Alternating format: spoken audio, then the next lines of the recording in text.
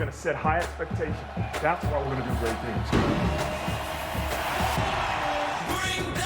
Challenge everything you've done. Ball's loose and it's scooped up. Watts into the end zone. Have a night. Pressure coming. Launches one to the end zone. It's caught. Big-time players make big-time plays. In for the Notre Dame touchdown. There's your game-changing play, Jack. Do it better than you ever had. That's all we need.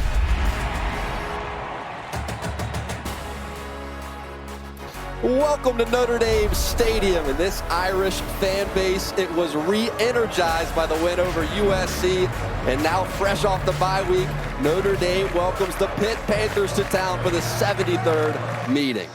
And for Notre Dame, a long 8-game stretch to start their year, a 6-2 record. And today, the first matchup against Pitt for Marcus Freeman as head coach.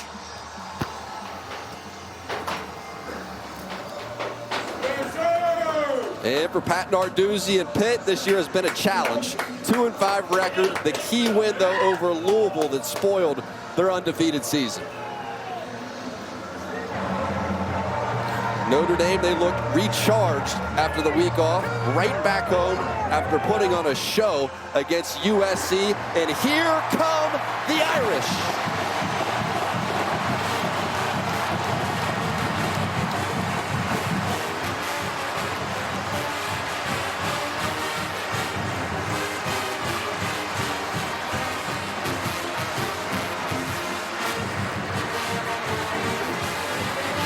So Pitt lost a heartbreaker against Wake Forest last weekend, but a new quarterback in Christian Veilleux has people excited again, and the Pitt Panthers out of the visitors' tunnel at Notre Dame Stadium.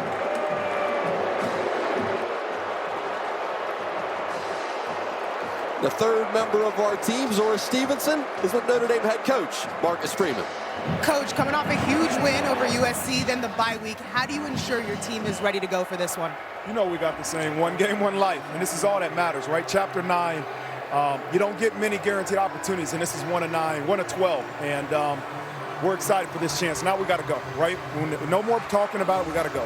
What do you want to see offensively against Pitt's defense? Well, I've always believed it's the ability to run the ball, but we got to be able to take some shots too. We know what they're going to do. They do what they do. They're not going to try to confuse you, but they do it really well. And so we got to try to make some plays down the field and take some shots. Thanks, Coach. All right, thank you. Coach Zort, thank you. Can the Irish run the table, or will Pitt pull off another upset? It's two familiar programs meeting once again. Notre Dame and Pitt. Kickoff when we come back.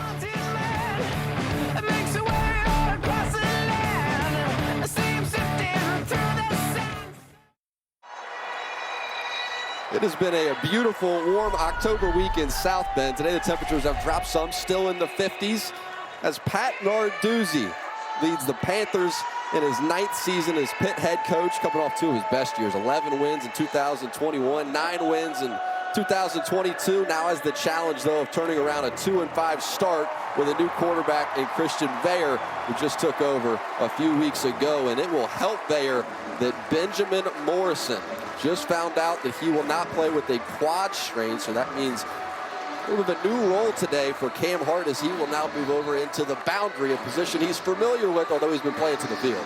Yeah, Jack, as you know, Ben Morrison has emerged as one of the best cover corners in the country. He plays that boundary corner. Cam Hart typically plays to the field. He'll go to the boundary. We'll see Christian Gray and Jaden Mickey working in Hart's spot to the field. That's a big lift for Pitt. Benjamin Morrison's a heck of a good player. One of the best in the country. Pitt wins the toss and defers. Notre Dame gets the ball to start. So Ben Saul send it deep, and Jadarian Price back deep to receive. Said he's the running back that combines speed and power, and of course, the kickoff return ability as well, as USC found out.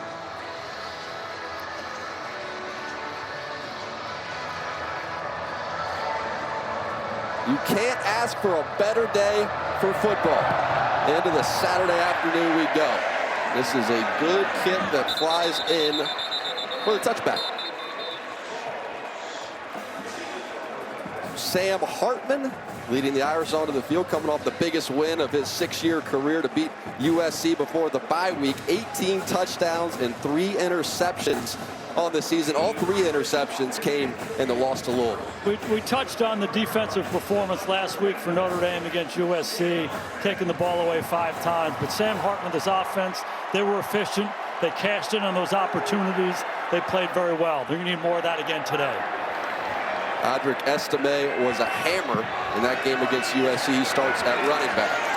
Hartman finds Estime through the air as he takes it out across the 30, and he is tackled by McIntyre. So we had a couple of touchdowns in the second quarter against USC. The defense was setting up the offense so well, and Estime was paying it off. Good visit with Estime yesterday prior to the game, and certainly a very good between the tackles runner, but he wants to be a complete back.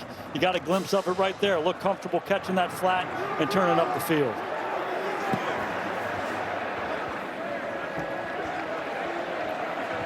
Go under center on a 2nd and 3. Hartman gives. Estime is met right there at the line of scrimmage and will not gain anything. At a loss about a half a yard as Dayon Hayes makes the tackle for Pitt. On a roll today, Coach. How do you see it? The key guys for Notre Dame are Audric Estime. Everything runs through him. When he runs the ball well, everything else opens up. Jaden Whitehouse, one of those guys who Sam Hartman's going to take some shots with down the field. Shane Simon, the former Notre Dame Fighting Irish, is the middle linebacker for Pitt. Devonshire, the best cover guy in the back end. So Estime just got back to the line. It's 3rd and 3. Pitt has been one of the best defenses at stopping the run, although not so much this year. Back to the air. Finds Estime. A couple of grabs for him as he now bursts into the secondary out across the 40. When you get 230 pounds out in space, he's hard to tackle. Pitt, one of the best run defenses in college football since Narduzzi took over. They pride themselves on stopping the run. Notre Dame gotten the ball out in space to their big runner a couple times early in this game. Darian Price checks in after Estime picked up 10 through the air. Give it to Price, and Price is met right there at the line of scrimmage by DeShields. And DeShields, one of their best at linebacker, was banged up last week. Happy to have him back out there. It's a real simple approach on the defensive side.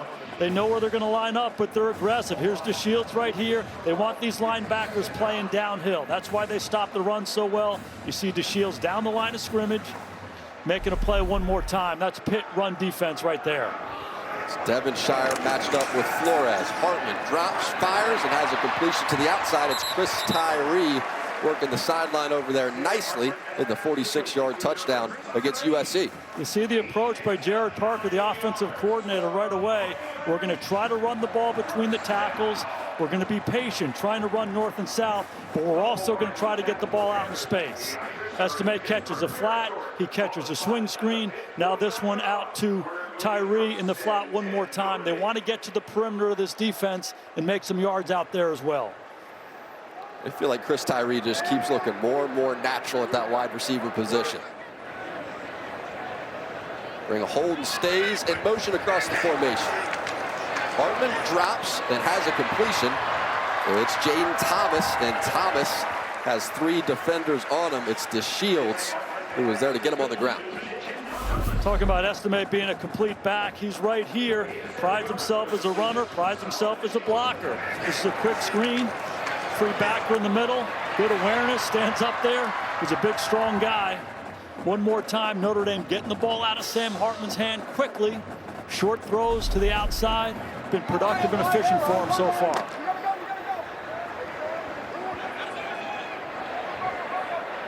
Good-looking start to this drive for Notre Dame. From the shotgun, Hartman to his tight end and Mitchell Evans, and Evans going to pick up that first down. Wide receivers leading the way after it was caught by Evans. You saw Rico Flores out there throwing a nice block. Just love the variety so far. 5 short throws to 4 different receivers.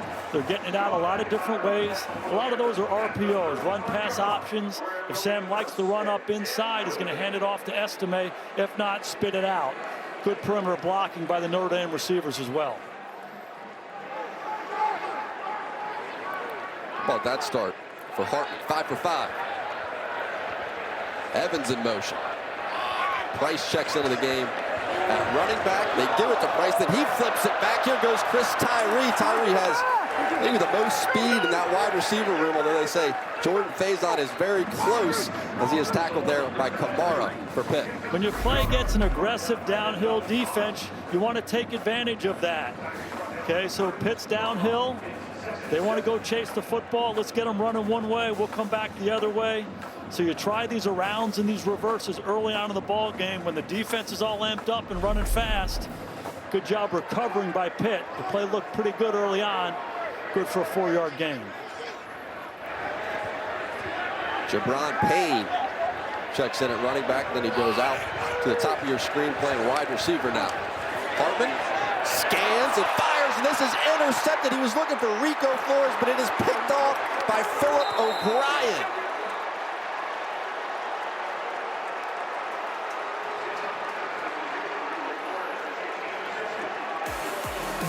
And they put a lot of stress on these corners, on these safeties, a lot of man coverage. Philip O'Brien coming up huge for Pitt.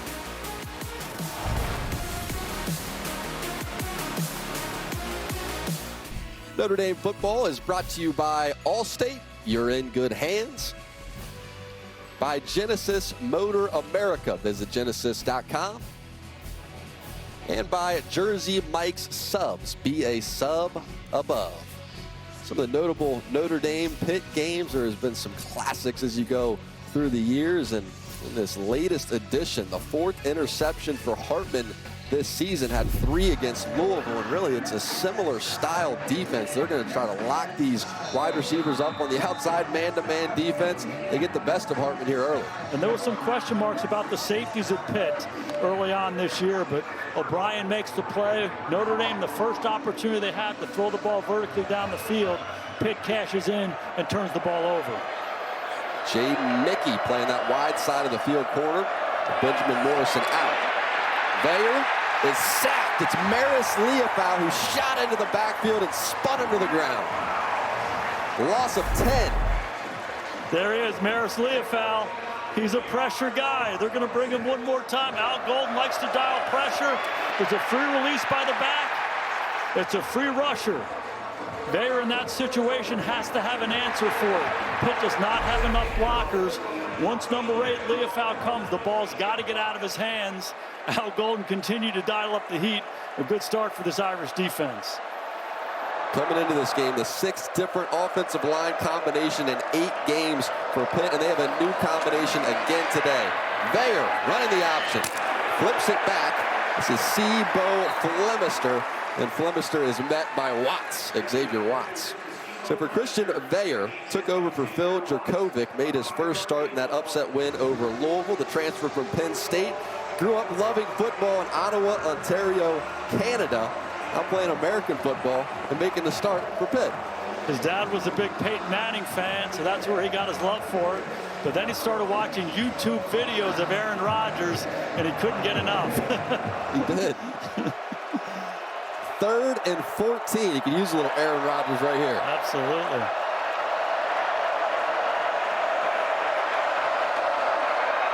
Veyer, clean drop, throws it right over the ball and has a completion. That's Dejon Reynolds. Not going to have enough to pick up that first down, and you see the punt unit starting to gather for Pitt. Another good start for this Notre Dame defense. They were dominant last week against Caleb Williams and the USC Trojans, and they've just picked it right off. Leofau sack, set the whole thing up. Veyer does not want to play behind the chains in long down and distance situations against this defense. Notre Dame defense had the Notre Dame offenses back in that USC game. This continues after the interception. Now Chris Tyree is hit, breaks the tackle. Now Tyree with some space out in front. Now he breaks loose. Here goes Chris Tyree. Nothing but green grass in front, and Tyree in for the touchdown. 82 yards to the house.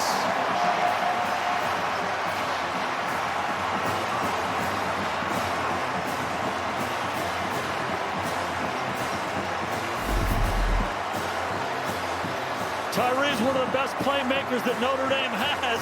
He breaks about 6 tackles. There's 1, 2, 3, 4. There's 5 right there. He makes the 6th one miss.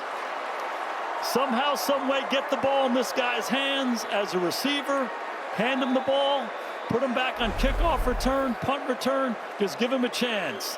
When the ball's in number 4's hands, good things happen for Notre Dame. And one more time, Chris Tyree makes a big play for the Irish. Jadarian Price against SC on the kick return. Chris Tyree on the punt return. Marty Biaggi, the special teams coordinator, is loving it as Spencer Schrader knocks it through with the extra point. What a return this was. Wow.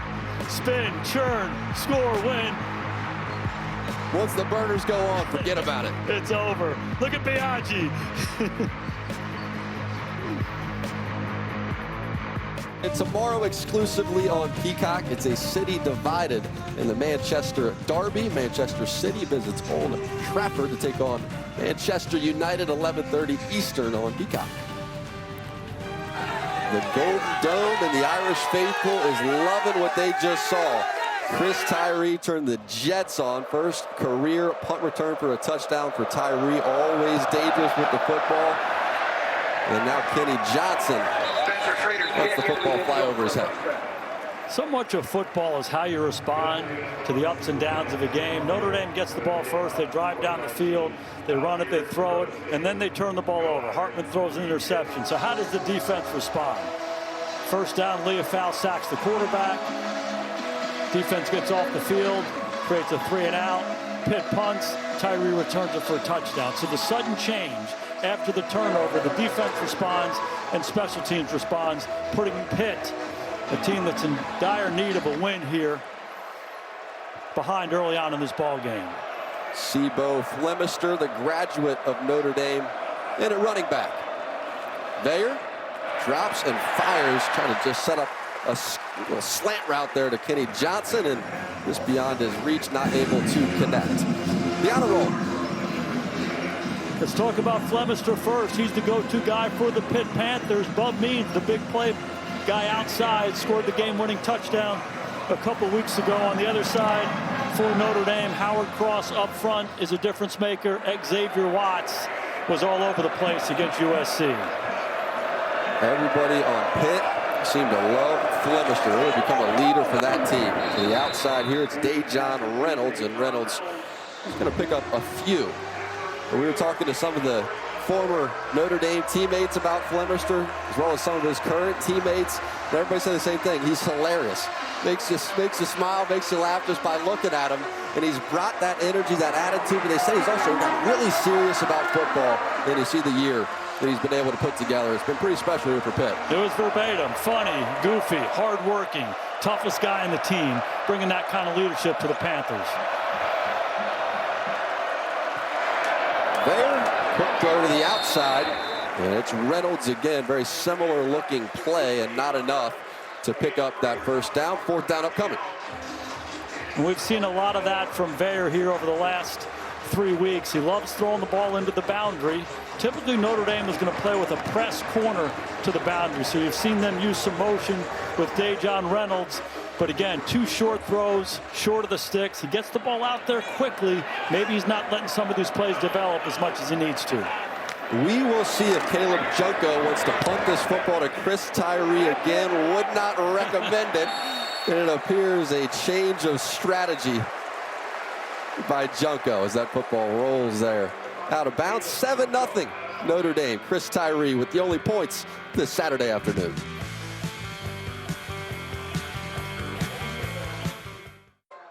Toast to Notre Dame football by raising a pint of Guinness, a proud partner and official beer of Fighting Irish alumni and fans. Please drink responsibly. Well, that was one of Sam Hartman's favorite memories when we were talking to him about that USC win, and he got to spend a bunch of time, not just that handshake there with Joe Montana, but spend a little time with him. He said, I know about the aura of Joe Montana, but he's able to just be Joe, too. They had a great visit. Flip this football out, and a big hit put on Jeremiah Love. He was stuck.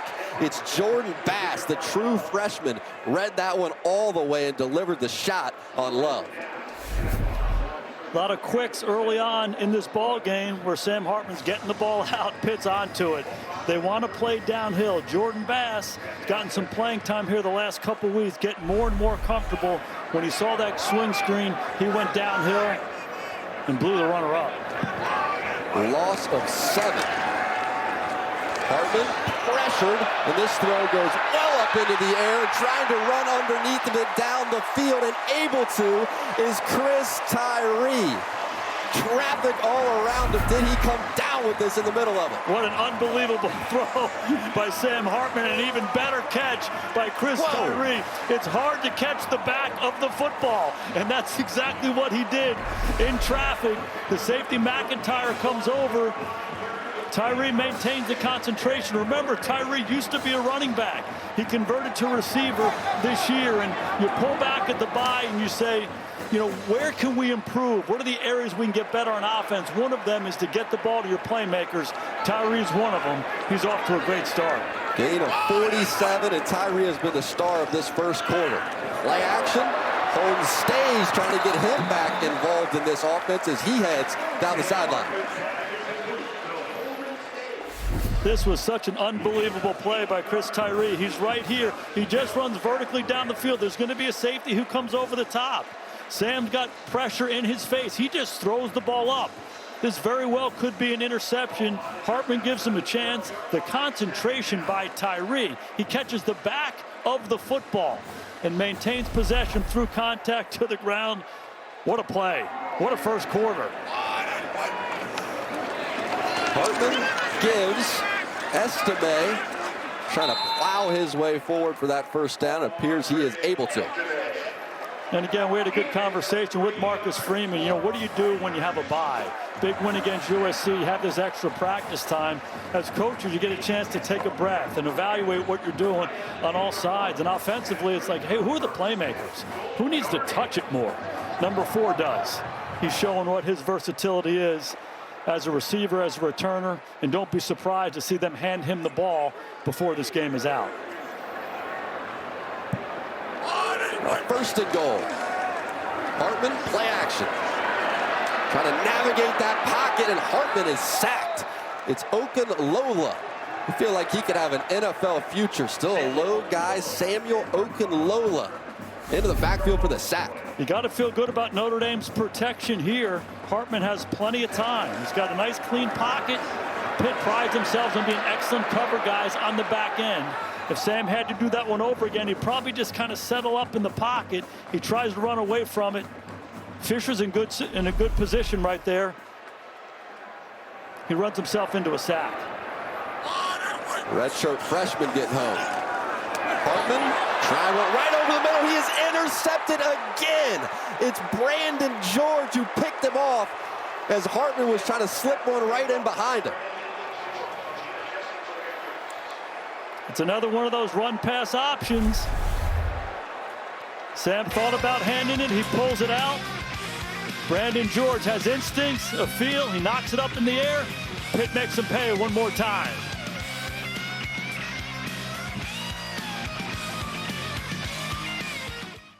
Time now for the progressive game flow. And for Sam Hartman, there is something about these two matchups. Louisville and Pitt with Wake, 10 turnovers in those games, with Notre Dame 7. And so this Pitt defense, it's in your face. It's physical. They're physical with the wide receivers on the outside. They've been making him pay throughout his career.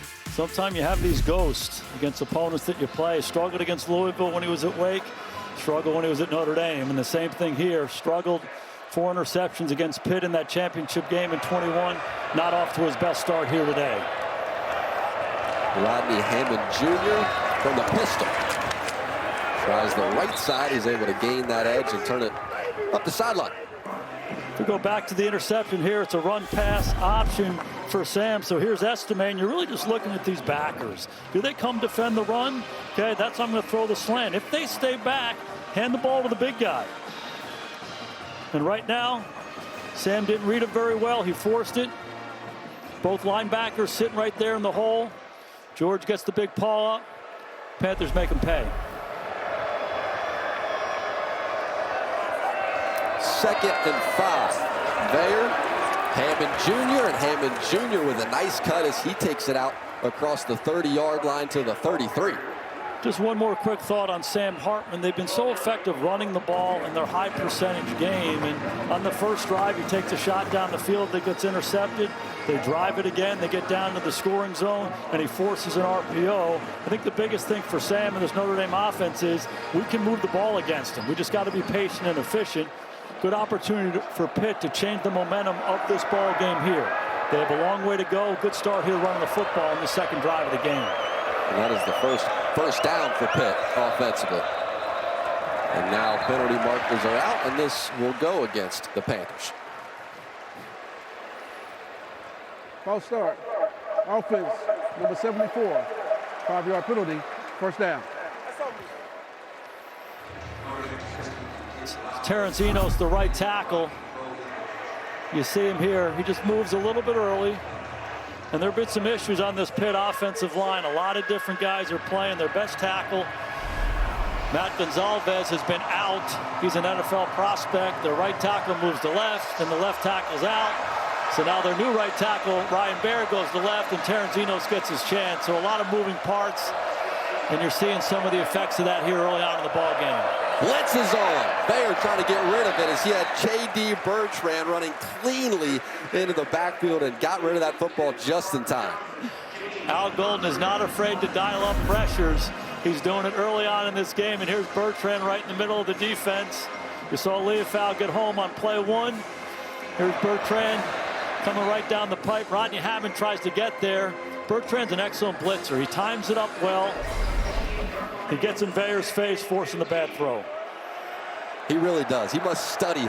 He studies. Trust me, he studies. The way that they snap that football, because he can read it all the way. Baer on 2nd and 15, trying to navigate that pocket. Throw goes high on him. He's looking for Reynolds and just sailed it. That was Howard Cross forcing the pressure. Let's check in with Zora.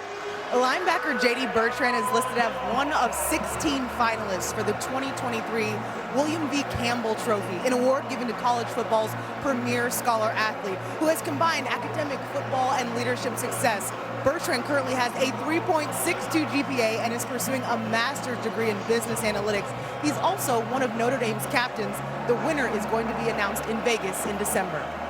He can do it all. Led Notre Dame in tackles last year, led the Irish in tackles in 2021 as well. It's just been an incredible career. Now Baer, third long. Quick completion to the outside. It's Dejon Reynolds, and Reynolds runs into a group of Irish defenders and will not pick up that first down and will not get close. Been a theme early on in this ball game. Get a sack, get a minus play, and then have to dig out of a long down and distance situation. Notre Dame getting off the field twice on third down. But back to Bertrand getting that William Campbell Award. Campbell was the head football coach at Columbia before going out to the West Coast in Palo Alto. Became an advisor to so many of the amazing startup companies, Apple and the rest of them. And it's great to see him honored for his work both in college football and beyond. And if someone else wins that award besides J.D. Bertrand, I want to meet that guy because Bertrand's certainly deserving. Good point. Caleb Junko not even going to kick it close to Chris Tyree. Junko's a smart guy. How could Hartman calm himself down and get into a rhythm in this game? He just needs to relax. Look at him. He's 8 for 10 for 88 yards. He's been efficient. He's been completing balls, but then he gets a little bit greedy. He just needs to settle down, keep running it, keep taking the high percentage throw, and don't force the vertical throw until you get it. They'll have some opportunities, but let it come to you. Holmes stays in motion. They flip the football that way. Audric Estime with blockers out in front. Nice hole opens up. That's Rocco Spindler as well as Blake Fisher leading the way for Estime. Notre Dame has two of the best tackles in the country. This is the right tackle, Fisher. Watch these guys out in space. This is crack, and pitch it to Estime. So we've seen Estime inside, running between the tackles. We've seen him catch passes. Now he runs the toss play.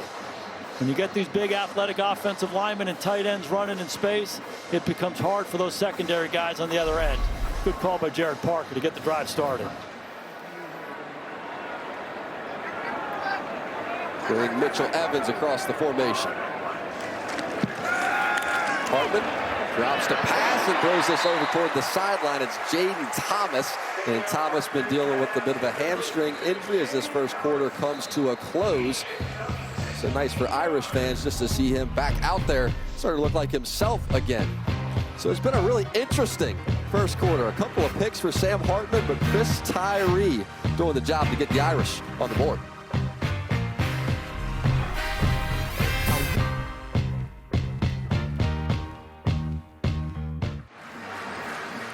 7-0 Notre Dame at the end of one. It was Tyree, the 82-yard punt return to give Notre Dame this lead. So take me from the Pitt perspective, and Pat Narduzzi, what are you thinking? Able to create a couple of turnovers. How do you see that first quarter? I think disappointed with the punt return, obviously. If they want to come in and upset Notre Dame, they have to win special teams. But the takeaways early on to intercept Sam Hartman twice down in the red area, he's got to feel good about that. And maybe more importantly, just the spirit of the team. They are playing downhill. They're sprinting to the ball. They're a little disruptive on defense. That's been the DNA of this team since Narduzzi took over. He's got to be pleased.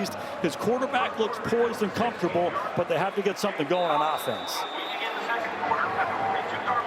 So to begin this second quarter, Irish offense in good position, already in Pitt territory.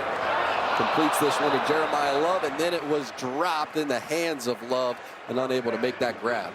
2nd and 10. You know, we heard Marcus Freeman in the open when he spoke with Zora saying, hey, we got to take some shots down the field, and they absolutely do. They have to take advantage of Pitt's aggressiveness on defense, but they have to be patient doing it. They have to continue to run the football, continue to win the high percentage game, get the ball out of Sam's hands, and then when you get your chance, you got to see it and take advantage of it. Just settle back into it. Sam's got to let the guys around him do some work for him.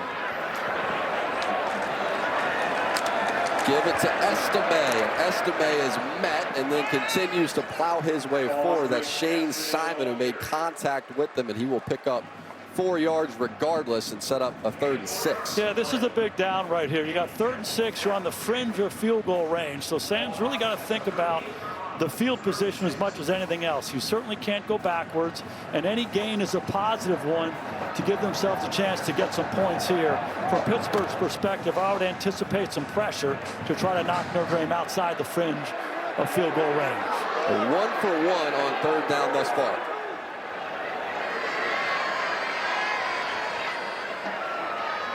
Showing pressure. Sure are. Hartman reads that at the line and now whistles before the snap. Do we have a timeout? Yes, we do. Timeout by Notre Dame. And again, when you're the play caller, Jared Parker, and you're the quarterback, Sam Hartman, you have to anticipate what the defense is going to play based on the situation and also the field position.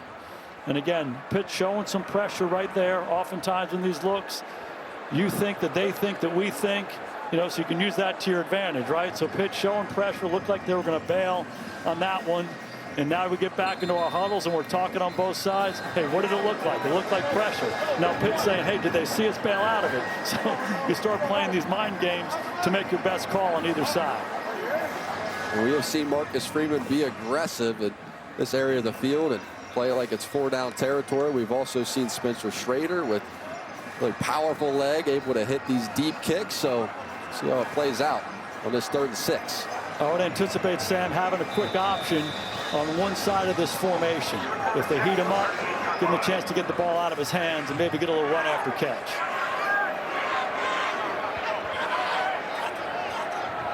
And Evans in motion. Hand it off. They go right up the middle. It's Jabron Payne, and Payne maybe got a yard and a half. It's Dayon Hayes who made the tackle as well as DeShields. It's 4th down. Schrader's been so good at kicking the long field goals for Notre Dame this year, 2 54-yarders. Looks like it would be just about at 54. Doesn't look like Marcus wants him to kick it. They're going for it.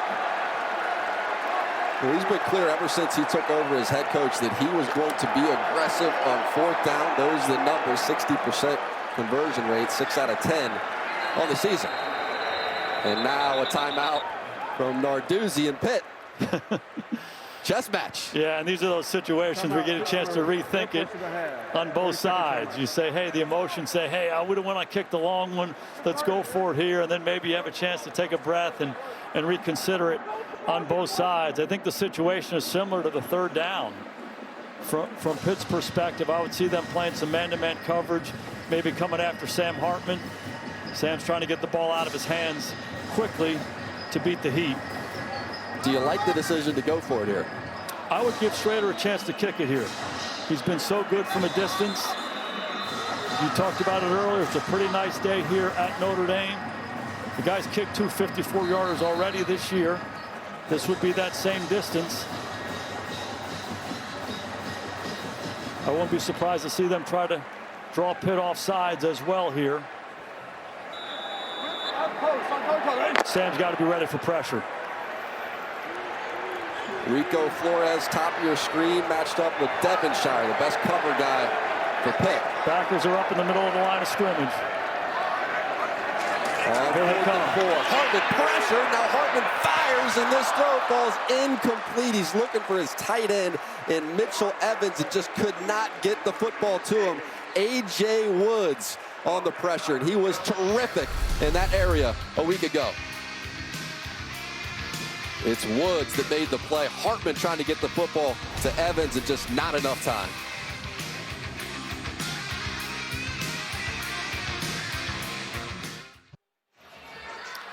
Hey, this look from above is brought to you by Walmart Plus. This is the 4th down play.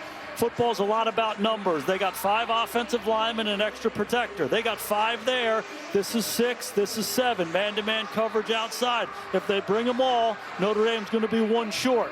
Okay, they bring this one. They bring this one. He tries to get the corner out to Evans. There's not enough.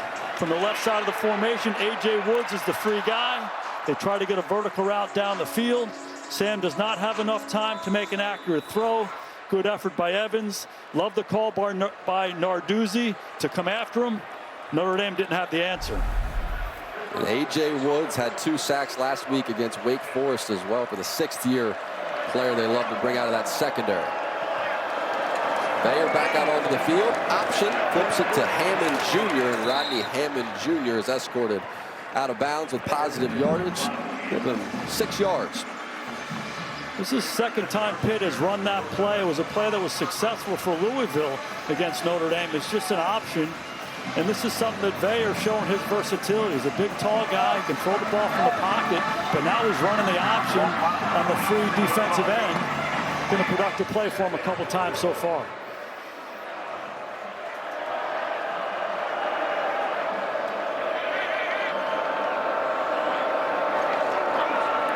Second and 3. Bayer drops, and this just a little too far, looking for Bub Means. So how do you get Bayer? What kind of a growth curve are you looking for? 3rd start for him. How do you get him playing his best football, knowing that he is really new to it at this level? He's been so impressed by him so far. Has not played a lot of football at this level. Transfer from Penn State. Didn't play much there. And in these last 2 starts, what's impressed me is his poise and composure and how he's seen the defense and getting the ball out of his hand. Like any young quarterback, he needs to play. He's going to make good plays. He's going to make bad plays. I like what Frank Cignetti, the offensive coordinator, has done for him. He's put him in some favorable situations over the first couple ball games, giving some easy completions. Needs more of that today. Bayer hands it off. It's Kenny Johnson, and Kenny Johnson going to pick up that 1st down as he takes it out to the 50. The true freshman, and Kenny Johnson, they really like him on the outside. You know, that's a good example there by Cignetti. 3rd down situations are hard for any quarterback, particularly young quarterback. So let's go fly sweep with Johnson, one of our most dynamic players, and take some pressure off of Bayer. Good execution there by Pitt to keep the drive alive.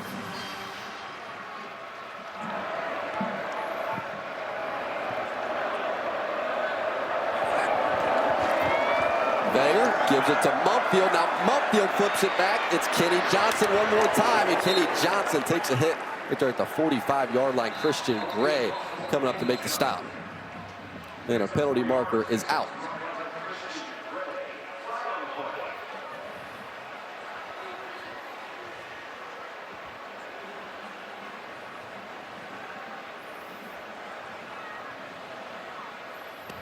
Personal foul, illegal blindside block, offense number 0, 15-yard penalty, 1st down. It's on Bub Means.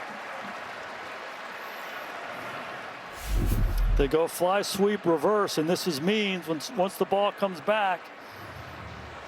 Thomas Harper chasing the ball down. It's part of the effort to improve the health and safety of players, the blindside block. Harper can't see it. You can't hit him like that. It's a good call by the officials. You know, we talked about Vayer's background. He's from Ottawa, Ontario.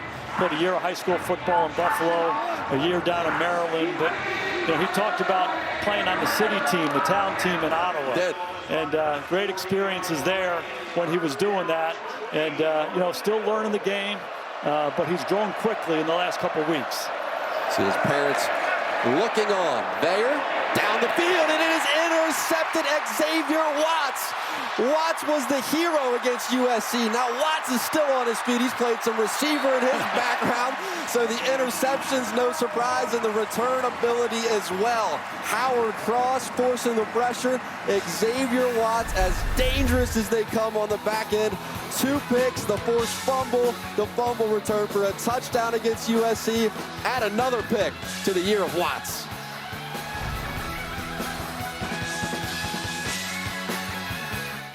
I can tell you, when the night shift starts, the nightmare begins.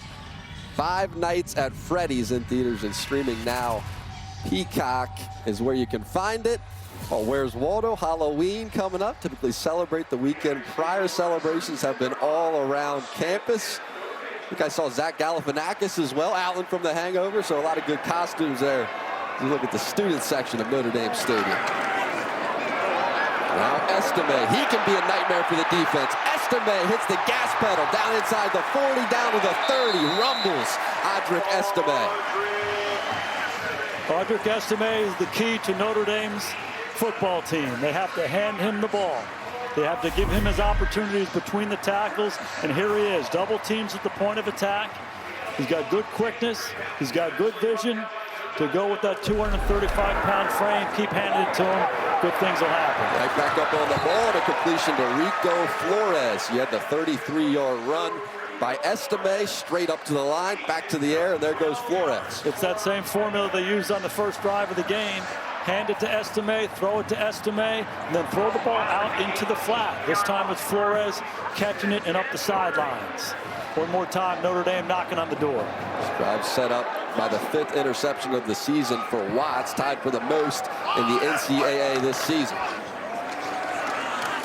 Estime runs into a group of defenders there. Multiple Pitt defenders on the spot. DeAndre Jules and company make the tackle. Here's a look at the interception by Xavier Watts. Here's Watts right here. He's the middle safety.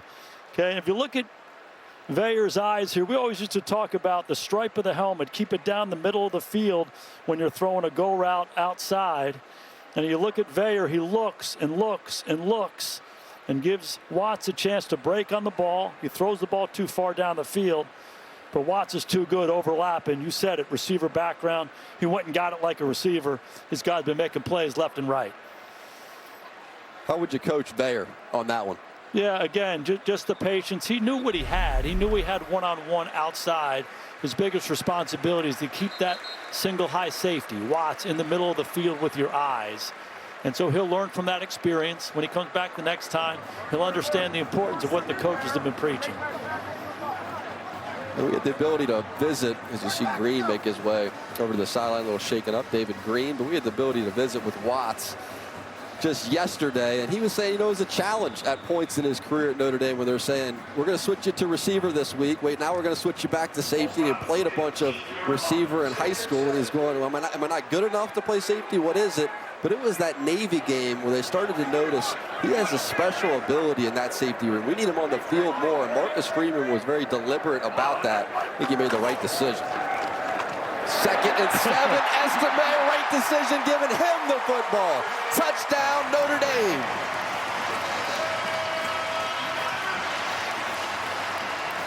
You took the words right out of my mouth, Jack. It is the right decision to give Audric Estime the ball in the middle of the defense. He's such a big part of it. The strength of Notre Dame's offense is their offensive line, and run the football with number 7. When he runs it well, Notre Dame wins. Give him the ball, give him the opportunities. Notre Dame controls the line of scrimmage. A good bounce back by Estime, finding the end zone. The 10th touchdown of the season for Estime. Now Spencer Schrader, well, for the extra point. And Schrader is good.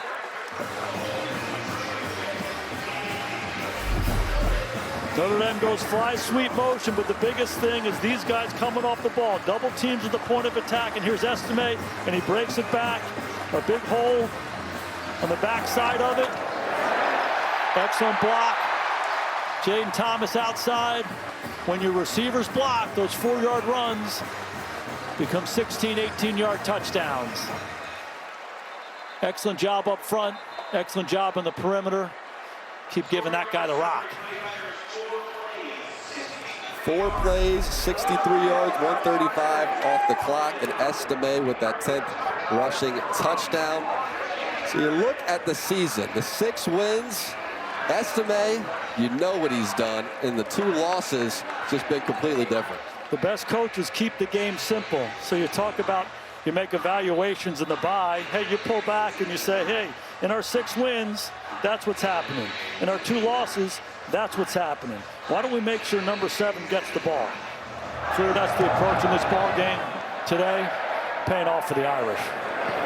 And Schrader is in for the touchback.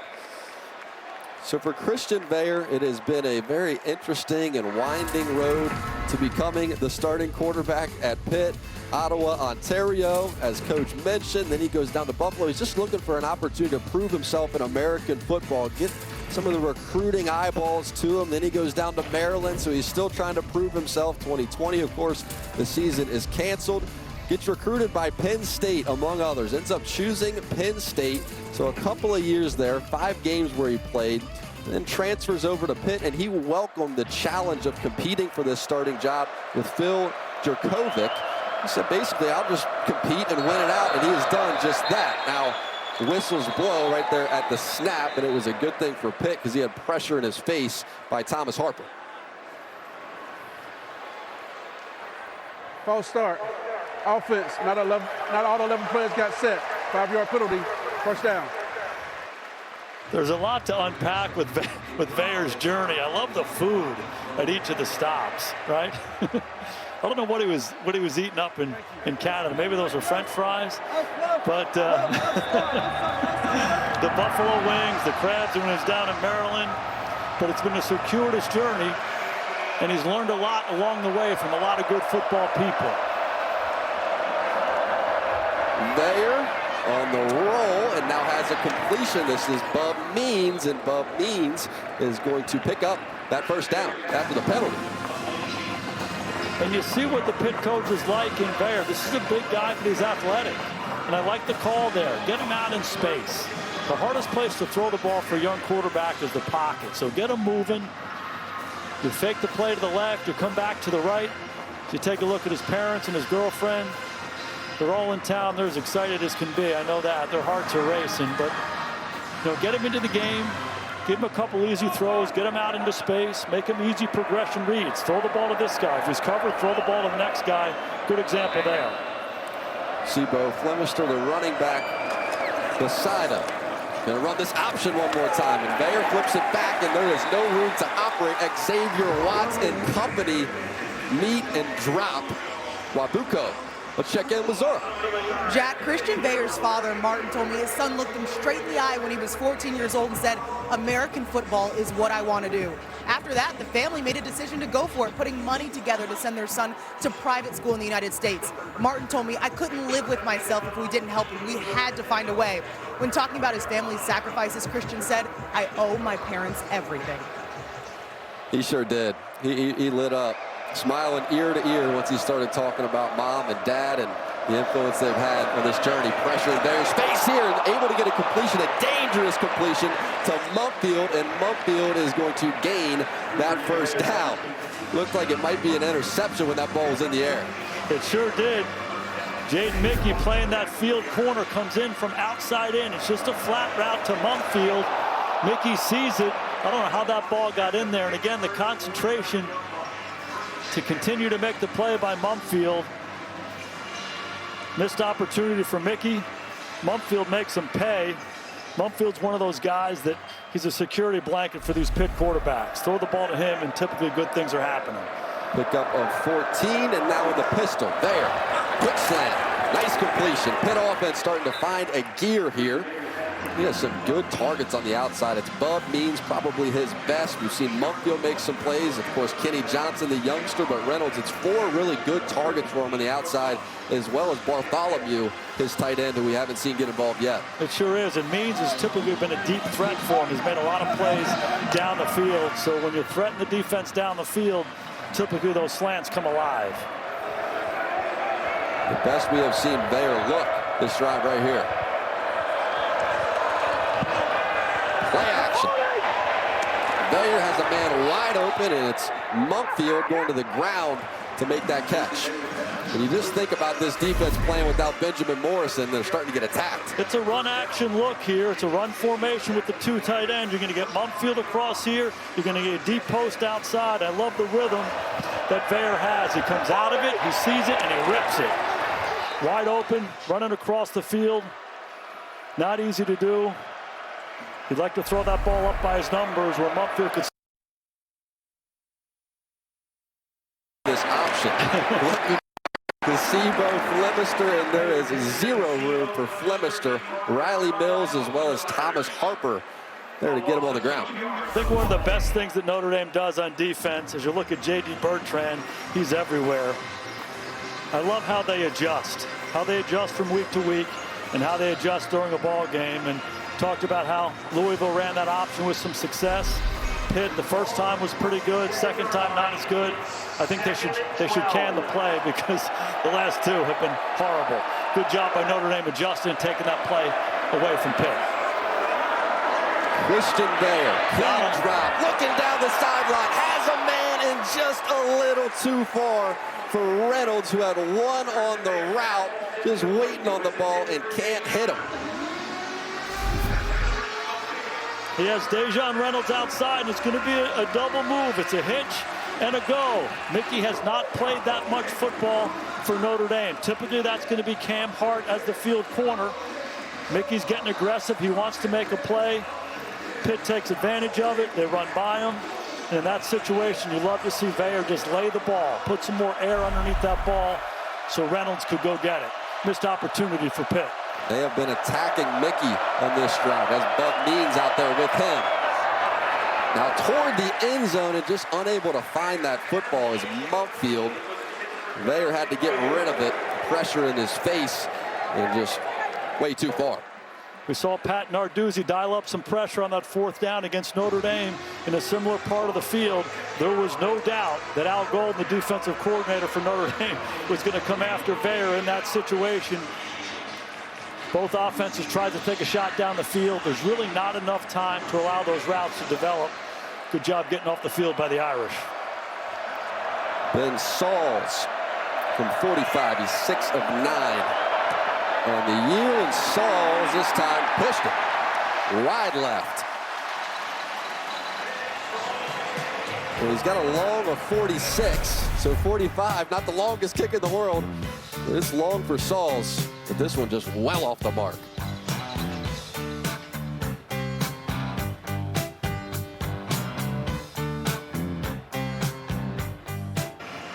So a little frustration for Coach Narduzzi after the missed kick from Sauls, but this is a guy that grew up playing for his dad. He's been around football forever, played football for his dad at Youngstown State. He said dad was the head coach, the linebacker coach, the defensive coordinator, and I was a linebacker. I learned a lot, but he was harder on Pat than he was on anybody on that team. Trying to keep his Panthers in this fight. 1st and 10 for Sam Hartman. Forward in the game of running back. Hartman trying to escape and just gets rid of this football over there toward Greathouse. We had such a good visit with Pat Narduzzi about his dad and growing up in a football family. His dad was an amazing coach, kind of a legendary guy at Youngstown State for a long time. And he said, hey, I am my dad's son. And everything that he was about, I strive to be about, and that's how we built this program. We want to be tough, disciplined, aggressive. That's how I grew up. That's how my dad coached, and that's what Pitt football has been about since 2015. And you can see that here today. They're a tough team. They're a well-coached team. Not off to their best start this year, but they're battling and playing the right way. Hartman gives it to Price, and that Narduzzi defense rising to this occasion. It's Nate Temple who was mirroring Price and made the stop. And this is how they play. Just watch these linebackers run.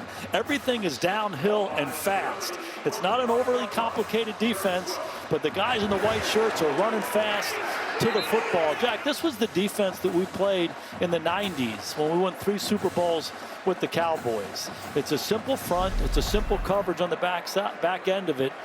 But the team is clear about what the responsibilities are that allows them to play fast and run to the football. And when Pitt defense is at their best, they're as good as any team in the country on that side of the ball. 3rd and long. Pressure look. Hartman gets hit. Completion. It's Evans. Evans has some space out front. He tries a hurdle, although he is caught by Marquez Williams. So when they need a big chunk, it always seems to be Mitchell Evans, that tight end room. Hey, it's pressure, pressure, and more pressure. Let's talk about what kind of pressure this is. It's a 6-man pressure with 3 guys deep and 2 guys underneath. That's not a lot of guys. Only 5 guys in coverage. They're counting on getting to the quarterback. And if you get a free guy running east and west, there's nobody left. Great job by Hartman standing in there. He gets it to Evans with a lot of space in front of him. Here's Estime. Couple of nice moves and takes it into Pitt territory. It's tough sledding running the football against these guys. We talked about them being downhill. These linebackers get 4 and 5 yards off the line of scrimmage, and they go that way. They go right at the football. And so Notre Dame has to come off the ball, hit them in the mouth. There might be some dirty runs, but they have to be patient. They're going to find some creases as this day unfolds. So patience and making sure number 7 gets his chances will be big for the Irish going forward. See those run defenses for Pitt. Top 12 they have been, 19 through 22. This year, a little bit different. Flip this football to Estime, and Estime is going to lose a yard.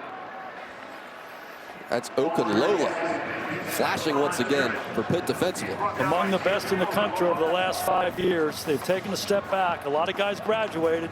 6 guys in that defensive front are now on NFL rosters, so they've had to replace some guys, but the DNA, the spirit of this defense has not changed, and they've gotten better and better and better as this year has gone on.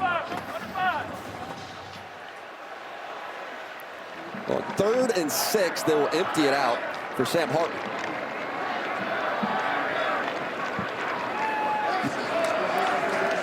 Hartman gets that football out of his hands quickly. It's Mitchell Evans, but Evans is stopped by Donovan McMillan.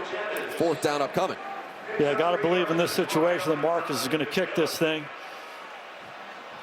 And it appears he will. It's 4th and almost 3. You're around midfield. Defense is playing well. Let's play field position here if you're Notre Dame, and see if the young quarterback can drive the ball against your veteran defense. So Bryce McPherson going to get some work. And he will send this punt to MJ Devonshire. McPherson hits a high punt that's drifting down to just about the 11, and fair catch called for right there on the spot. 14-zip Notre Dame, the Golden Dome, shining bright on this Saturday afternoon in late October.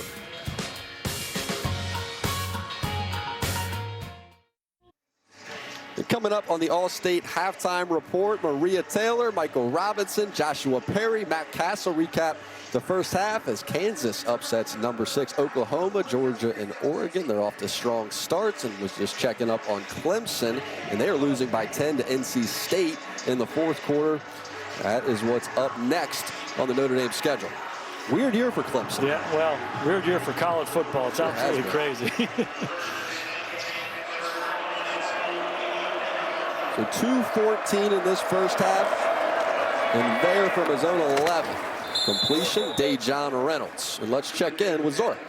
We saw Cam Hart go to the locker room after that last drive. He is back on the sidelines. He was just getting his right forearm wrapped with some sort of pad. Remember, he's filling in for corner Benjamin Morrison, who is out with a quad injury. And that is a huge deal, Zora, as they're trying to figure out life on the back end of this defense. Christian Gray and Jaden Mickey, seen a lot of them. And Pitt was starting to find some success offensively, going after Mickey on the prior drive. Now 2nd and 6. Mayer looking to the outside, and it falls incomplete. That's Mumpfield, the intended target, and Clarence Lewis in coverage. It's a particularly big story for Notre Dame because they love to pressure and they love to play man-to-man coverage outside. So those corners get isolated a lot in coverage situations. And you said it, Gray's a freshman. Mickey, a sophomore, has not played that much football. They're keeping Gray to the boundary right now where Benjamin Morrison typically plays, and Mickey's to the field where Hart plays. Interesting to see if Al Golden mixes it up and plays a little bit more zone on this drive. In this, a crucial 3rd and 6. Mayer play action. Steps up and Mayer throws an interception. It's Xavier Watts. Who else would it be? Now Watts takes it inside the 20. He has been putting on a teach tape clinic on the back end for the Irish. And a penalty marker comes out late.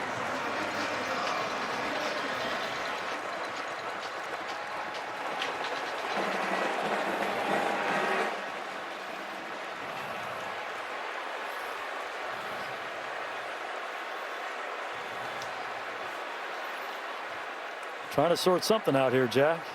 Sure are. Personal foul, illegal blindside block. Intercepting team, number 27. 15-yard penalty from the end of the run. 1st down, Notre Dame.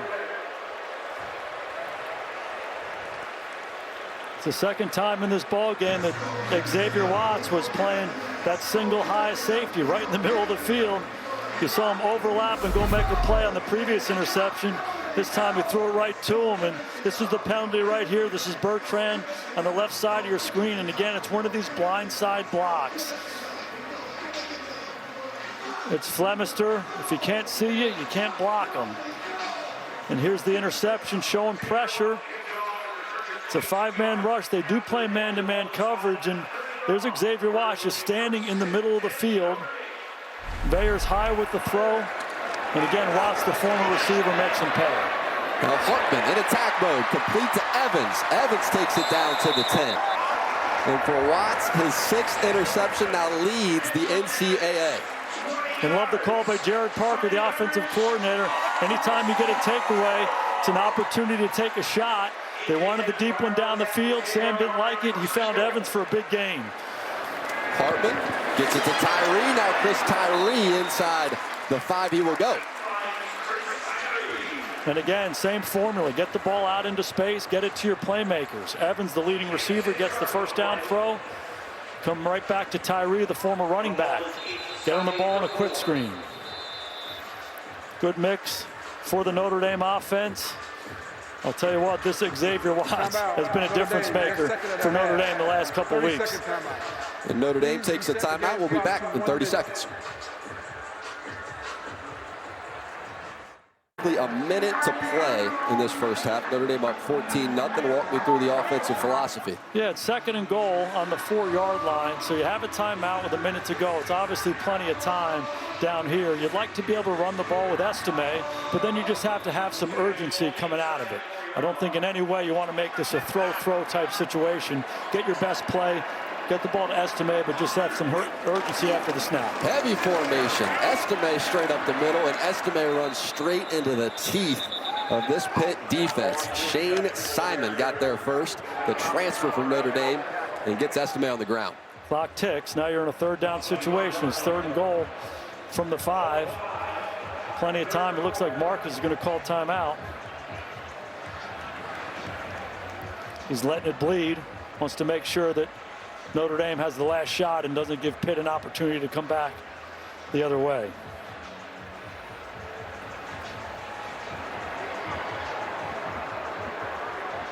How far do you let it roll?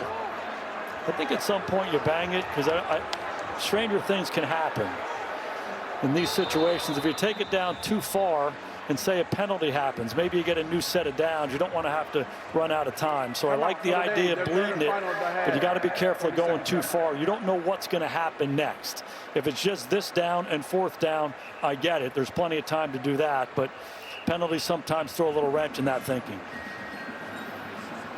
And we've seen Hartman put the football in dangerous positions a couple of times. in this first half. We'll see what kind of design Coach Parker, the offensive coordinator, wants to draw up. The other factor, when you bleed it this much, you really take away the run threat on this down. You know that you don't really have time to run the football and stop the clock or get your field goal team out there. So you're limiting yourself. It should be a pass in this situation for Notre Dame. I would anticipate some man-to-man coverage on the back end by Pitt and probably some pressure. Down at the bottom of the screen, Jaden Greathouse is going to match up with Devonshire. And Pitt wanted to get a look at that formation. And now Narduzzi is going to use a timeout of his own. That's the old Kodak, Jack. You know, you take a picture of it. Yep. You know, let them line up in their formation, try to get a beat on what they're going to do, and then you bang your timeout and you come back and you talk about it.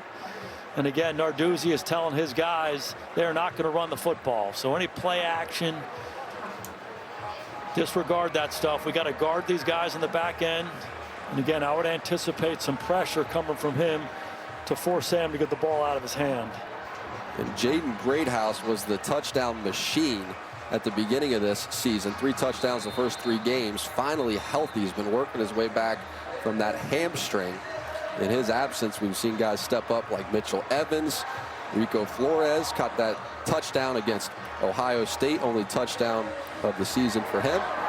See Hartman's pick on 3rd and goal. They have 12 personnel in the game. You got Evans and Stays, the tight ends, and then the 2 freshman receivers. Stays has been a good threat down here for them. 4 touchdowns.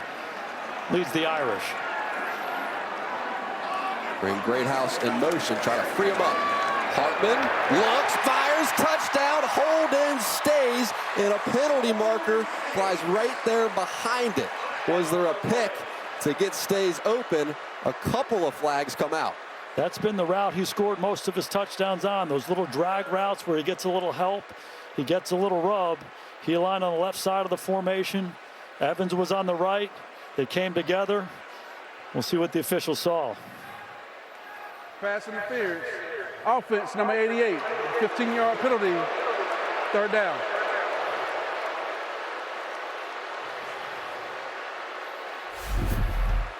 So you got Evans here, and you got Stays here. It's a rub route. Okay, so if the blue shirt of Evans disrupts the white shirt covering Stays, it's Javon McIntyre. The officials are going to call it. It's bad acting by Evans. Threw that left shoulder out there. As soon as you do that and the receiver's open, they're going to call it every time. So 3rd and goal from the 20 looks a little different. Hartman protected well, has all kinds of time. Now he fires toward the end zone, and there is contact there and a penalty marker on top of it. Marquez Williams in coverage. Jaden Greathouse, the intended target, and Williams with a lot of contact. And Jack, this is the very thing we talked about. Pass interference. Defense, number 14. 15-yard penalty. Automatic 1st down. When you let that clock bleed all the way down, then you have a penalty. You have no time left. You got 3 seconds to go here. Now Marcus has to make the decision. He's going to take the points. But if you don't let it bleed down quite so much, when these plays happen, you have more time in the half to keep running ball plays.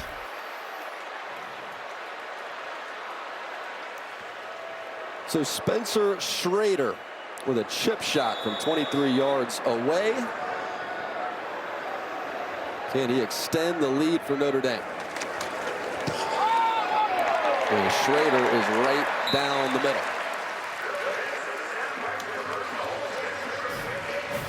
So 17-0. Notre Dame at the break. Really an interesting first half. Hartman moving the football just fine. A couple of turnovers, though. Irish defense in full control.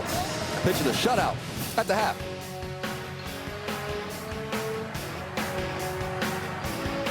First half recap. Brought to you by Geico. I'm on a mission now. No, you can't stop me now.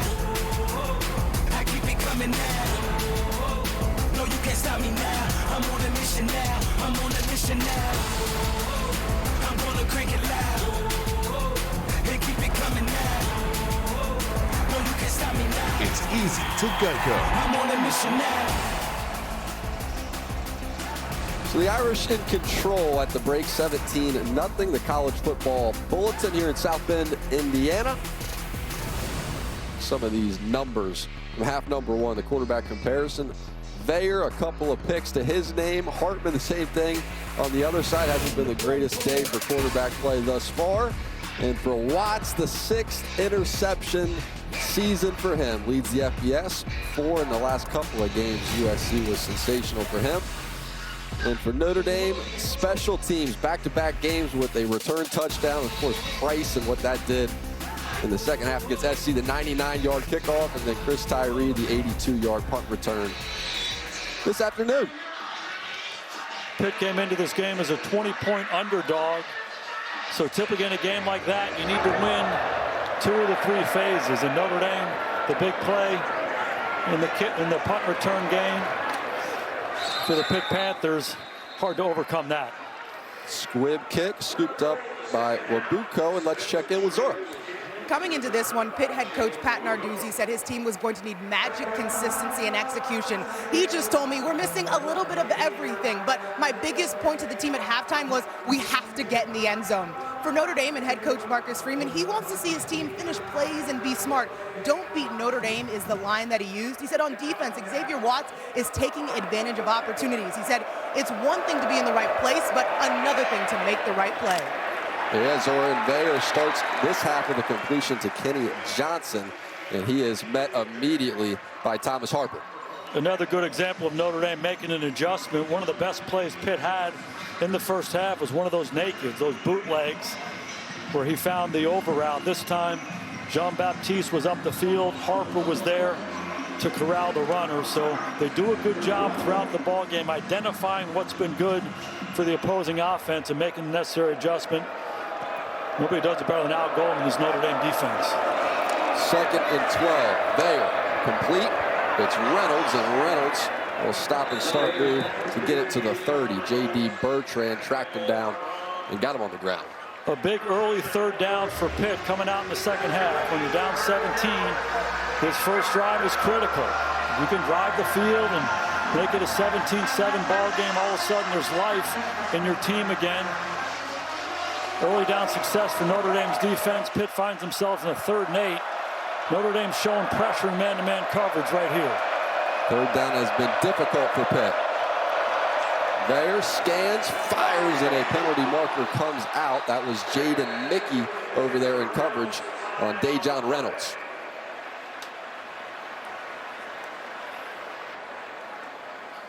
And it is Mickey and Christian Gray, the corners, to start this half for Notre Dame.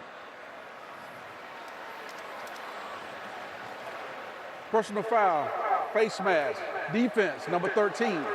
15-yard penalty, automatic first down. So Thomas Harper. Again, we touched on in the first half the injuries to the corners. Both Morrison and Hart are out. So now it's Jaden Mickey and Christian Gray outside. And is Al Golden going to change? No, he blitzed and played man-to-man coverage. Okay, there's Harper there. Little yank on the face mask on Mumfield as he broke inside. A good break for the Pitt Panthers. Wildcat. A wildcat look. It's Flemister, and Flemister, not much room to operate. Maybe got a yard. Javante Jean-Baptiste, the transfer from Ohio State, making the tackle. So Golden showing confidence in his young corners. There's a school of thought that would say, hey, we're up 17-0. We got these young corners playing outside. Let's play a little bit more zone. Let's protect them a little bit. No, pressure man-to-man coverage on 3rd down. He's not backing off one bit. See Cam Hart as well as Benjamin Morrison over on the sideline. Benjamin Morrison, the quad strain coming into this game, and Cam Hart has not returned. Veyer hit as he's trying to get this football out of his hands. He took a big shot, and he's slow back up to his feet. It's Jack Kaiser in the backfield delivering the blow. Pressure right down the middle. This is Kaiser. This is the 3rd time in the ball game that Pitt has no answer for Notre Dame pressure. It's a free rusher. Mickey outside. He's a corner who's rolled up. Has an opportunity to intercept the outbreaking route. He misses it. It's tough when you play quarterback when you got free rushers coming at you all day long. Not an easy down. And again, 3rd and long for Pitt. And a pressure look by Notre Dame. Looks like man-to-man. Harper following the motion guy. They're pressured and steps up in that pocket, creates a little more time, and it is deflected and batted down by Maris Leofau. Leofau read the eyes of the quarterback all the way, and he made the play. You see Vayer's athleticism there. It was a pressure one more time by Notre Dame. He finds a soft spot in the pocket and gets away from it. Look at Maris Leofau. Such a good athlete, such a good feel. He's long and he's athletic. Gets the right paw up there and knocks it down. Making Punahou High School proud. Junko onto punt, and it will roll into the end zone. Barack Obama's alma mater. Well, it's Manti Te'o, 17-0, Irish. I put a spell on you. Notre Dame football is brought to you by Allstate. You're in good hands. And by Charmin. We all go. Why not enjoy the go with Charmin? Here itself at Legend Park in Mishawaka, one of the largest Halloween events in America. Halloween, getting in the spirit, coming up on Tuesday. A lot of costumes here today, dressing up as Sam Hartman. How about that? Got your costume picked out yet? Good. Rocky Balboa. I go as Rocky Balboa every year. Yeah, like, keeps it easy. Tape your hands, wear some gray sweats, there you put a go. black hat on. It's easy. Bag of chips. A few sets of bench presses. Hartman on the roll. Got him. And Hartman has a completion. It's Rico Flores, and Flores with space out in front. Patiently, now Flores hits the gas pedal inside the 30, down to the 20 he goes. Shane Simon had to run him down. These play actions help all quarterbacks. Get a little over route here, show the action to the left. Sam comes out, he's got Evans in the flat. They don't cover the over route, that's Flores. We talked about how young quarterbacks trying to get into the rhythm of the game like those nakeds, those bootlegs. You know something? Veteran quarterbacks like them too. They're easy completions, progression read. Good call by Parker. Pickup of 60, and that was Greathouse who was throwing the block out front. Here's Estime, and Estime bursts into the secondary and delivers a lowered shoulder on Marquez Williams.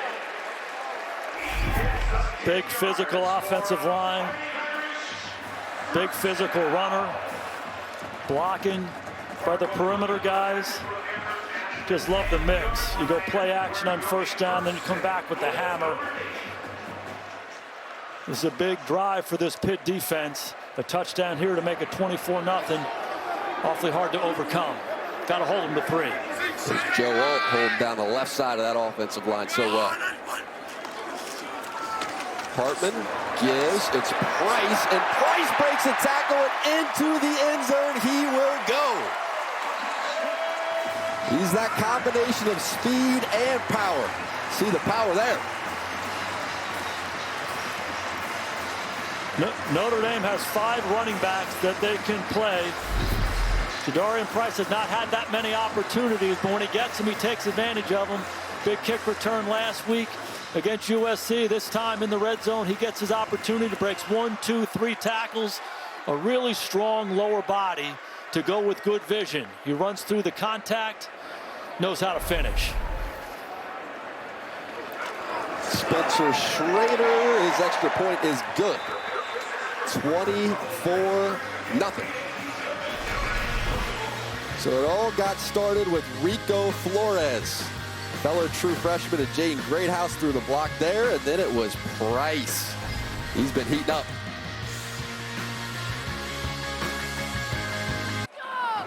At a school that already has a long list of history, another page will be added today. Kylie Kaczynski is the first female leprechaun to keep the crowd going during a Notre Dame football game. Tough task today, 24 push-ups after that last touchdown. 4 females have worn the green suit and played the role of leprechaun, but Kylie is the very first to do it inside Notre Dame Stadium. During pregame, she told me it's an honor and so exciting to cheer on thousands of Irish fans. How cool is that, Zora? He's getting a great workout there with points going up on the board. Put those push-ups on a clinic reel. My God almighty. Perfect technique. Can't do it any better. Not easy to do either. 24 getting up there. Spencer Schrader, send it deep. Drive looked pretty smooth by the Irish offense. Kenny Johnson back deep, and this kick will roll out of bounds, and you see the penalty marker coming. It actually lands right on Flemister. Did you see that? Free kick out of bounds. Right there, his shoulder pads. Kicking team, number 32. Ball be placed at the 35-yard line. First down, Pittsburgh. Time now for a look from above, brought to you by Walmart Plus. We're talking about Xavier Watts. This is the USC game. He was all over the place. 2 interceptions from that single high free safety position, and it's the same thing today. He sees Veyer peeking at the go route outside, gets an early jump on it and goes and gets the ball. This time Veyer is high with the throw, and he makes him pay. He's a former receiver, and this guy's been showing up week after week, taking the ball away, has been critical for this Notre Dame defense. Watts has been in the center of all of it. Rodney Hammond Jr., and he takes it out across the 40 to the 41. We had such a good visit with Watts yesterday, talking about his transition from receiver. The first time we saw him was last training camp, and the first part of practice he's playing receiver, then he's over there playing safety, and he talked about how hard it's been for him to become comfortable over there on the defensive side of the ball, and maybe more than anything else, it's just the communication. And we talked about how volume sometimes is correlated to confidence. He's louder now making his calls because he's more confident and showing up in his play. Getting his master's degree in sports analytics. Veyer on the roll and skips it, but I think he's getting that master's degree just so he can tally up all of his own stats. It's a good degree to be getting right now. Yeah, what a nice visit we had with him. From Omaha, Nebraska. Only child? Yeah, he's an only child. He said he got a lot of attention from his parents. He liked it that way. And very grateful for everything they've done in his life. And he's embracing this opportunity to play. Been one of the most impactful defensive players that Notre Dame has had all year long. So there wasn't a whole lot going on. All we really did was school and football. Yeah. And he liked it that way. 3rd and 4. Pressure again, leaving those corners outside. Pressure right in the face of Veyer, and he throws an interception. All kinds of space in front of Jaden Mickey, and he takes it to the house. Pick 6, Jaden Mickey.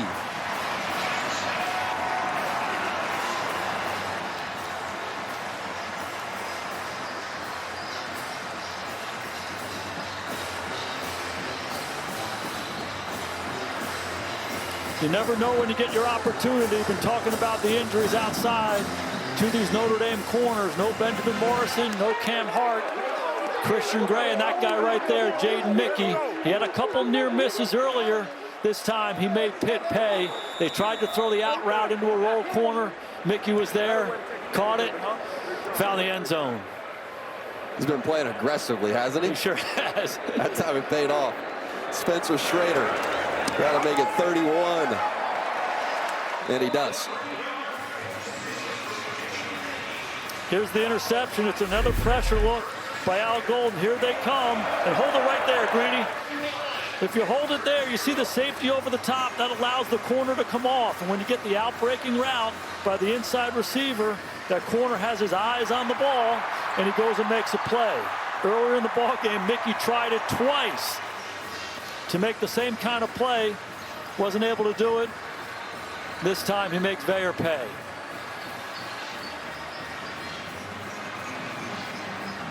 He and Benjamin Morrison came in together. And you talked to the Notre Dame coaching staff, and they thought both those guys were really at about the same level. And then Morrison got some chances to play last year and really took off. Mickey, more spot opportunities up to this point, but certainly showed up today in his first extended action in a while. That's the biggest play of his career. And it's probably the best corner duo that Notre Dame has had in a long, long time. Morrison and Hart, and so it's tough to get on the field. And now getting an opportunity and starting to make the most of it is Mickey. There's Kenny Johnson, and Kenny Johnson runs into the arms of Kaiser. Right back out on the field. Yeah, and if you're Christian Veyer, You know, you hear Marcus Freeman talk a lot about one play, one life. That's the kind of mentality you need to have at every position, particularly when you play quarterback, and it's not easy. Notre Dame is a good defensive team. They show you a lot of different looks. They challenge you up front and on the back end, and he's turned the ball over 3 times. So it's really on Christian and also on Frank Cignetti, the offensive coordinator, to get him comfortable again. There's no such thing as a 31-point touchdown. So it's one play at a time, try to drive and get one score. Just get back to executing ball plays. See if they can get a touchdown. Here is Hammond Jr. And you got maybe a yard. It's J.D. Bertrand with another tackle. But these are the great experiences when you're young as a quarterback. Any quarterback who's ever played an extended period of time has had games where he's had multiple interceptions. And the biggest thing is, how do you respond? Do you go away? And don't think that Pat Narduzzi, the head coach, isn't looking at Vayer's demeanor and how he's handling this adversity right now. Does he keep ripping it in there? That's a good sign for his future. Pressure look from Notre Dame defensively. Vayer flushed. Vayer with his eyes downfield throws one up for grabs, and it's intercepted again. This time it's Christian Gray. You think they like him? Interception. First down, Notre Dame. It's the true freshman from St. Louis, Missouri, the highly touted freshman, showing exactly why.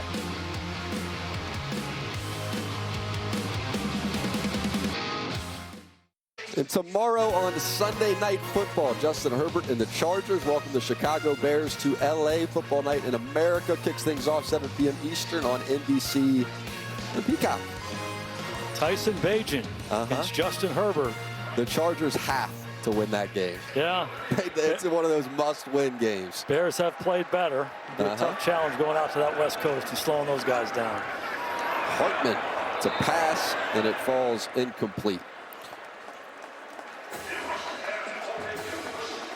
And it's time now for our Hyundai's players on the rise. And how about Al Golden's defense? All of those players. You look at 2022 entering today, look at 2023.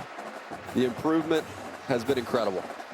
Those numbers are incredible. I remember talking to Al Golden during training camp. He said, we got to do a better job in the red zone. We got to do a better job taking the ball away. We got to do a better job against the deep ball. And coaches say that, but dramatic difference between this year and last year. Credit coaching and credit development of these players. Here's Audric Estime, and he rumbles ahead for a few. Let's check in with Zora. Notre Dame's veteran linebackers say they can play faster in year 2 of defensive coordinator Al Golden's system. The defensive backs are more comfortable too. 4 picks today. Linebacker Maris Leofeld told me learning a new defense last season might have slowed him down a little bit, but he spent the offseason reviewing everything and now feels more comfortable. Jack Kaiser said he's now able to react better, look at the offense pre-snap, and identify the threats. The entire defense was going nuts after that last play. They really were. Over there on the sidelines, Zora, it was cool to see. And you just get a sense of his brilliance when you meet with him and the way he talks defensive football. Now Hartman fires, and that is Jaden Thomas, who is still dealing with that hamstring, and it looked like it was bothering him on that route. 4th and 7. Yeah, the Notre Dame defense has been outstanding. And, you know, one of the things that Al talked about, the learning curve that he had as a coach, was he had too much defense in last year. Defense that he'd used in pro football that really didn't apply to the teams that Notre Dame was playing. So they pared some things down. They made it more customized to their opponents, and his defense has responded. Look at another opportunity here after the kick.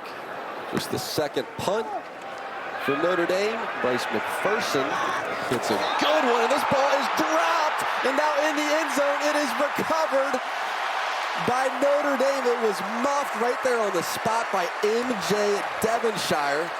Not sure what he was even trying to do with it, and recovered for the touchdown. I think that was Ramon Henderson waiting on that football once it came loose. The ruling on the field is the ball was muffed. Goes into the end zone and then recovered by Notre Dame. The result of the play is a touchdown. How about that? They get the punt return by Tyree earlier. Now when they're punting the ball, A muff punt. Ramon Henderson, the senior, finding a role, contributing on special teams. He gets to cash it in. Again, when you're the underdog, you got to win special teams. Notre Dame has been dominant on that side all day long. And a season ago, Brian Mason, the special teams coordinator, was moved on to Indianapolis with the Colts, made so much noise, blocking all those punts. Key moments in the season as now this extra point is missed. A penalty flag comes out, but Marty Biaggi really starting to make an impact on that side of the ball as well. Never fails as soon as you start talking about the dominance of special teams. Kicking team, number 38. The penalties decline. The result of the play is no good. You're not kidding. Yeah, they missed the extra point. You're not kidding. He's only 35 for 35 so far. They have been the difference in the game. The Tyree play got him started, and this becomes the nail in the coffin for the Irish. And Devonshire back there, one of the playmakers for Pitt, trying to give him an opportunity. Another senior, Devin Ford, the Penn State transfer, is right there. And then Henderson. It's a senior-laden team on defense. And sometimes these guys don't get opportunities to play on the defensive side of the ball, so they're looking for ways to contribute. Hats off to Ramon Henderson for being ready for his opportunity and cashing it in. And Ramon Henderson is roommates with Xavier Watts. Think they're going to enjoy themselves tonight? There's something in the lemonade over there in that room, huh? Yeah, 37-0 Notre Dame. A lot of push-ups. A lot of push-ups. A lot of push-ups and Halloween costumes. It's a great visual. And there's some good ones. It's not very hard to find Waldo either. There's about 35 of them there. The guy in banana suit doing push-ups right there. And there's the Waldos. Are they Waldos? I think so. I thought they were Dr. Seuss's. Are they Dr. Seuss's or Waldo? Go ask them after the game. This is Kenny Johnson. Penalty marker flies as Johnson got back to the 15.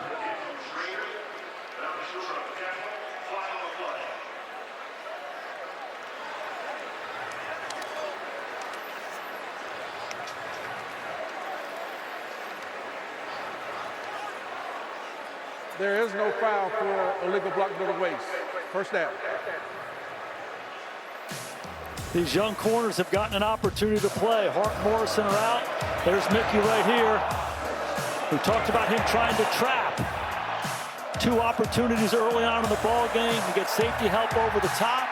As a corner, you can sit outside. He missed the first one. He missed the second one. Wasn't going to miss it the third time. And on the other side, there's Christian Gray, the true freshman. It's a scramble drill. Means runs up the sidelines. What a catch by Gray. Between him and Watts making these plays on the ball, awfully impressive. Sibo Flemister, and he runs into the arms of Maris Leofow. You know, for Marcus Freeman, there's been some rocky moments in these first couple of seasons for him. You know, it's the loss to Louisville, and it gets noisy, it gets loud if you lose any game at Notre Dame. But his ability to steady the ship and get the teams playing their best football as the season plays out, pretty darn impressive.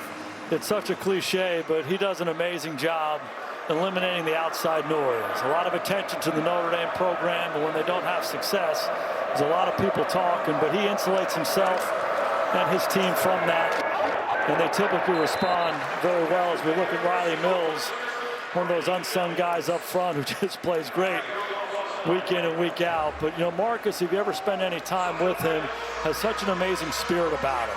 And he has such a mature perspective. He wants to grow and develop young men. He wants his young men to graduate, get better as people, get better as players as they go. And that's what's on the forefront of his mind. And he tries to eliminate all those other extraneous thoughts from his coaching and build that kind of an environment for his players. They respond well to it. I think that's a big reason they can work through some of the adversity they've had at different times over the last couple of years. Now Bayer trying to create any form of offense, and this throw goes to nobody. And the one constant for this team all year long has been their defense. And Marcus Freeman comes from a defensive side of the ball, the former coordinator, made a great hire in Al Golden. Week in and week out, they play the game the right way on all three levels. And credit to this defense today. When you lose two of your best players, Hart and Morrison, and you play freshman and a sophomore outside, and they come up with the big plays, hats off to the coaching staff and the other veterans on that unit. Is Jordan Faison to return a punt, and Faison breaks the tackle. Faison, he has been flashing ever since he got an opportunity, and Faison out across midfield. Just a hard man to get on the ground, isn't he?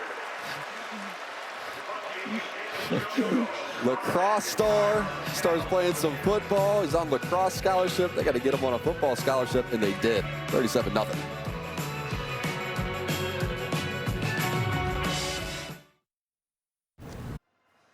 Having friends over for the next game? Just tell Siri. Text Sam, don't forget the pizza. So that will keep Sam Hartman in the game here, and now we're through 8 weeks, as well as into the third quarter of this game. So what's the evaluation of Sam Hartman so far as a quarterback at Notre Dame? I've been really impressed with Sam Hartman. Obviously a veteran guy. He's smart. He plays with a lot of poise and composure as Notre Dame. Looks like a pre-snap penalty for them. Yep, Mitchell Evans. False start. Offense, number 88. 5-yard penalty. First down. Yeah, so many good things for Sam Hartman over the course of this year. Got off to a hot start as the competition got a little bit better. Didn't play quite as well offensively, and he certainly was a part of that. Had the rough game against Louisville. You know, you don't like the interceptions today. Forced a couple balls, but you know, overall, clearly a smart guy, a good decision maker. It's going to be interesting as we get closer to the draft how the NFL people see him. This is Estime, breaks a handful of tackles. Please continue. Yeah, you know, I've been thinking about it. We've seen him a lot. We've seen him in practice. We've seen him play in a number of different situations. And, you know, he doesn't overwhelm you physically. He's not the biggest guy. He's not the most athletic guy. He doesn't have the most powerful arm, but he knows how to play. He's a good decision maker for the most part. He's an accurate passer. And, you know, you think about who are the comparables. And you think about Brock Purdy. Brock Purdy played a lot of football at Iowa State. Ends up being a guy who's picked last in the NFL draft for probably a lot of the same reasons. And everybody knows what he's done in San Francisco in a short period of time. So hands it off to Audric Estime, and a penalty marker right there behind Estime. And I'm not in any way saying that Sam Hartman's going to be Brock Purdy. Brock Purdy's pretty special so far in the NFL, but, you know, similar career path and similar strengths and weaknesses. Holding. Offense, number 52. 10-yard penalty. Second down. You had a long conversation with him yesterday about throwing the football. The deep ball has caught your attention since we watched him back in camp. Anything stand out from how he described it? Well, he's a fantastic deep ball thrower. We've seen a lot of these games, and he recognizes the opportunities and on a very consistent basis gives his receivers a chance. Throws catchable balls down the field, and they've cashed in on a number of them this year. But the biggest takeaway for me is he loves ball. He's completely engaged in football, his technique, how he can get better, how he studies, how he walks through the game plan every week, and those things will serve him well going forward. Hartman to the outside, Mitchell Evans, and Evans takes it inside the 40, but now Mitchell Evans is shaken up. Yeah, I had the great fortune to play quarterback in Dallas with Troy Aikman for 8 years, and he used to always talk about, hey, quarterback's about decision making and accuracy. If you're a great decision maker, you can throw it accurately. Our offensive coordinator at the time, as we look at Mitchell Evans, certainly hope he's okay. Ernie Zampese, legendary coach, used to say, hey, quarterback's about smart, tough, and throw it straight. So the best quarterbacks have those qualities, and if the more talented you are, that's when they give you a gold jacket. But, you know, I think Sam Hartman has those qualities. He's smart, he's tough, he's a good decision maker, he's an accurate passer. So be curious to see how he holds up through the draft process going forward here once the season's over. You see Marcus Freeman, who is out on the field to check on Mitchell Evans. And he leads Notre Dame with 24 receptions, 5 for 66. And he's today. been a go-to guy for Sam Hartman all year long. And looks like McMillan hit him right on that right knee with his shoulder. Certainly hope he's okay. He's been a big part of what the Irish have done offensively throughout the year.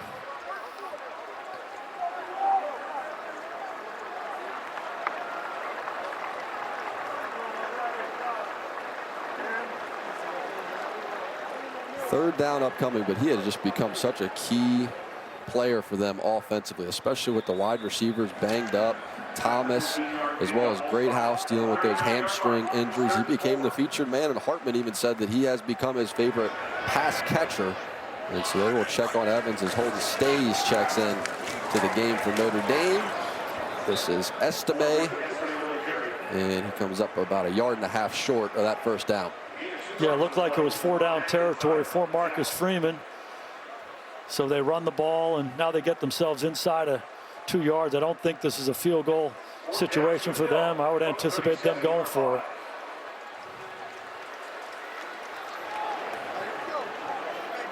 And again, I would anticipate pressure on the other side from Pitt. Play some man-to-man coverage and come after Sam Hartman. Look for Sam to try to get this ball out of his hand quickly. So call it a 4th and 2. Hartman takes his time, and this is complete to Holden Stays, and Stays checked in when Evans was banged up, and McMillan makes the tackle. And a penalty marker on the ground. Couple of them. Result of the play is the first down. After the play, personal foul, offense number 54. 15-yard penalty. It'll be 1st and 10, Notre Dame. It's on Blake Fisher, and you see the frustration for Marcus Freeman. Well, the good news for the Irish is that it was after the play and they have the first down, but the bad news is it's going to be a longer down and distance for them. After a 9-yard completion and a 15-yard penalty, the ball is spotted at the Pittsburgh 47-yard line, where it will be 1st and 10. Be curious to see how long Marcus Freeman leaves Hartman in the game. We've seen Angeli come in relief, especially after we saw the injury to Evans. Now Hartman down the field and has a completion. It's Tobias Merriweather, and they wanted to get his confidence back in this game, get him back involved in this offense, and there he is. Ended up being just a 1st and 10 situation, how they marked that, but this is what they've been waiting for all day long, an opportunity to throw the ball down the field, and this is one of their best deep threats. Tobias Merriweather, he's tall, he's long, he's athletic. Look at the stride, running away from the defender, Devonshire. And again, you get a look at Sam Hartman's ability to recognize and then throw the deep ball, giving Merriweather a chance, and Tobias cashes in. In a 42, run the ball up the middle. It's Price, and Price is brought down quickly. Tobias Merriweather is one of those young receivers at Notre Dame that they see a ton of potential in him, and he hasn't quite lived up to it quite yet, but that's what he does best. The ability to run down the field and catch the ball over the top of the defense. As we look at McIntyre, he's down, but caught a big touchdown last year against Stanford. 8 catches coming into this ball game. But that's what he does. Runs up on the defender and go get that deep ball. Sam gave him a chance, and Tobias made the play. It's Javon McIntyre on the field for Pitt, getting some attention, and let's check in with the studio for a game break. Notre Dame is at Clemson next Saturday. The Tigers were in Raleigh today taking on NC State. This was a huge moment. Cade Klubnik's pass tipped and picked off by Peyton Wilson, who takes it all the way back. NC State with a win 24-17. Clemson falls to 4-4. They will not have double-digit wins for the first time since 2010. Ahmed, thank you very much. And it has just been a difficult season, even going back to week 1 for Clemson. And Dabo, admittedly, is not very into the transfer portal. He likes to build his program in a different way, and starting to struggle in this new era of college football. We'll see how it plays out, of course, coming up on the Irish schedule. It's such a great observation. about their program down there, because it has been a developmental program. They've certainly gotten some great 4- and 5-star players through the years, but so many of their guys, they grow in-house. And as we go through this college season, the transfer portal is alive and well. A lot of veteran players, juniors and seniors and graduate seniors, are showing up on these rosters, and Clemson's going to have to kind of make the adjustment and grow with the times, because it certainly worked against them so far, and it's showing up on the field. That is one heck of a wave that is making its way around Sure Notre is. Dame Stadium right now before a 2nd and goal. Hartman hands it off. Audric Estime, he's got another touchdown. Amazing watching that patience mixed with that power. It's a vintage Notre Dame drive. Sam Hartman, one of the best deep throwers in college football, cashes in with a deep throw to Merriweather, and they come right back with 2 runs. And Estime pays it off. He's an outstanding low red zone runner. Great movement up front, but he just has a feel.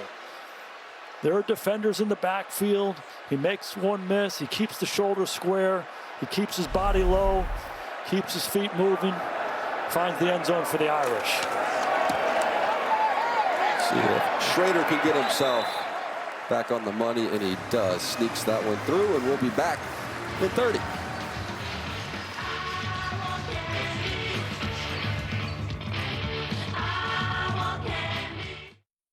Well, 7 plays, 55 yards, 4:06 off the clock.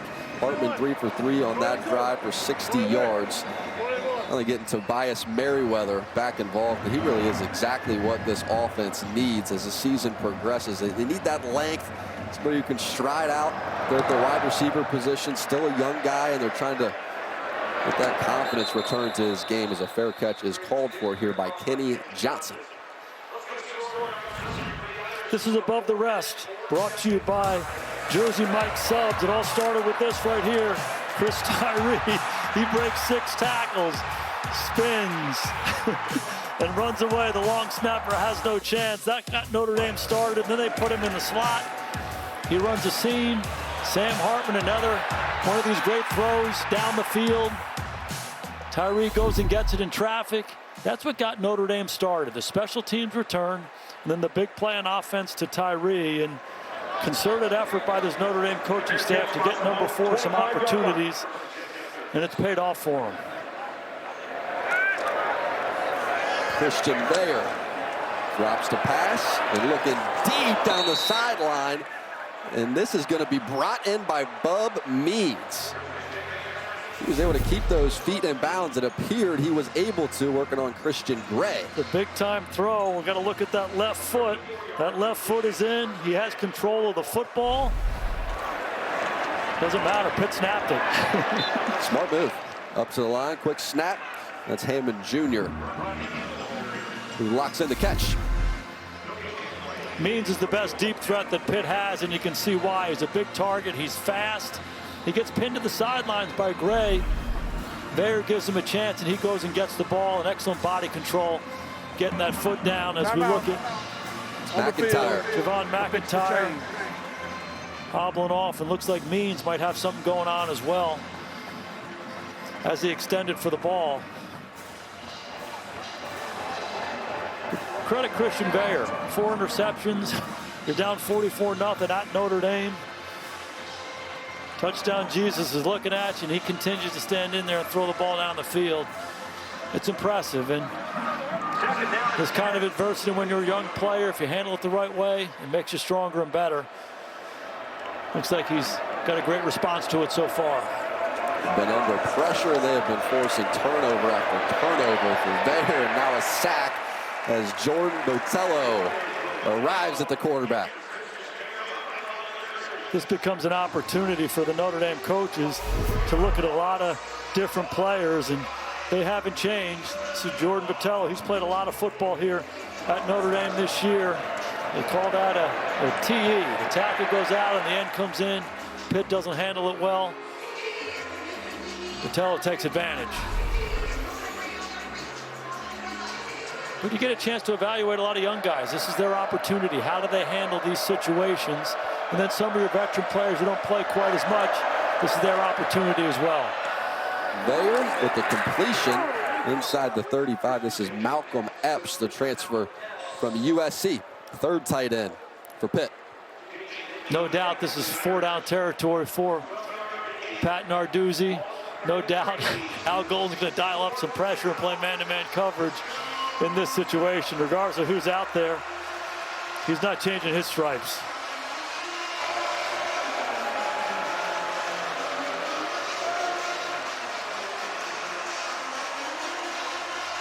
I think they're going to let it go to the quarter here. Flip it around the other way. Get a chance to talk about it. So at the end of 3, it's been all Irish. Al Golden's defense pitching a shutout. Offense starting to find the gear. Ground game getting going. Interceptions one after another. Special teams coming up big. Notre Dame putting on a show.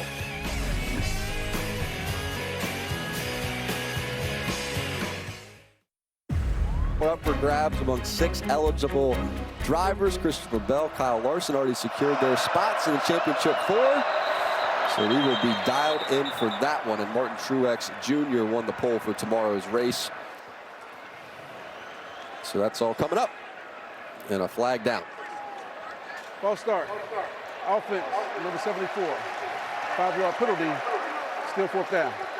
So all the mixing and changing up in this offensive line, and that's Terrence Enos, who's getting some playing time due to injuries, and he moved. That was a 4th and 2, and Pitt was early. Notre Dame was going to blitz. Creates a 4th and 7. Narduzzi sends that punt team out.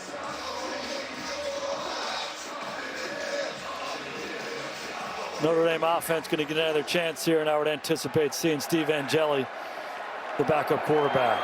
Junko. What's Narduzzi doing with that stopwatch over there? You see that? That's Faison who steps up and calls the fair catch.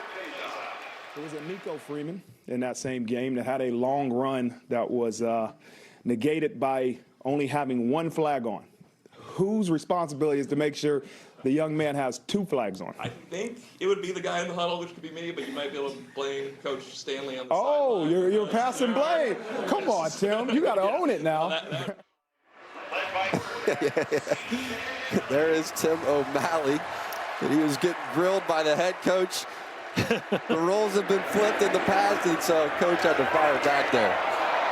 Angeli in the game. Jeremiah Love with the football. He is the burner in this backfield, and Love down the sideline. Ball came out right there at the end. He was down first. He'll pick it up and flip it back to the ref just to make sure. Couple things to unwrap there. O'Malley and Marcus Freeman's sons both play on the same flag football team. O'Malley's the coach, and Marcus was pleased that his son only had 1 flag on, and O'Malley seemed to be skirting his responsibility in it. And, you know, when you're a backup quarterback like Steve Angeli, throw the ball to the backs. Good things happen.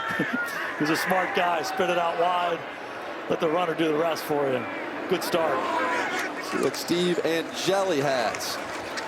And the football off, and then Audric Estime is still in the game, and Estime keeps thundering forward.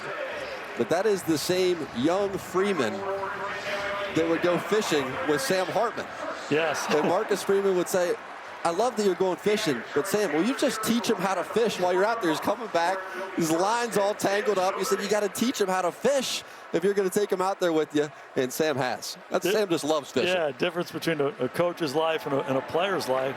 Sam's got a little more time. Marcus is over at the office. And right. Sam took that responsibility. It's a fun story. Sam's gone to a lot of those flag football games as well, so all part of the community here at Notre Dame. Angeli, and it is somewhat hard to believe Audric Estime is still in the game, but no surprise that he's still moving forward. The constant is this offensive line. They continued to be dominant up front, running the football between the tackles, coming off the ball. See Joe Alt, the double team on the backside, and Audric Estime can find that softness and get north and south. And it's always fun for me, being a Jersey guy. Angeli's a Bergen Catholic guy, and Estime is a St. Joe's guy. Those guys are bitter rivals in that Catholic high schools in New Jersey, and Jelly relying on the big fella. Here's Estime, and he is brought down maybe a yard on that line of scrimmage. He's over 100 yards for the 4th time this year. It's really an amazing pipeline between New Jersey and South Bend. A number of guys. We talked about St. Joe's. Estime is from there. Howard Cross is from there. It's the same school that produced the McCourty brothers.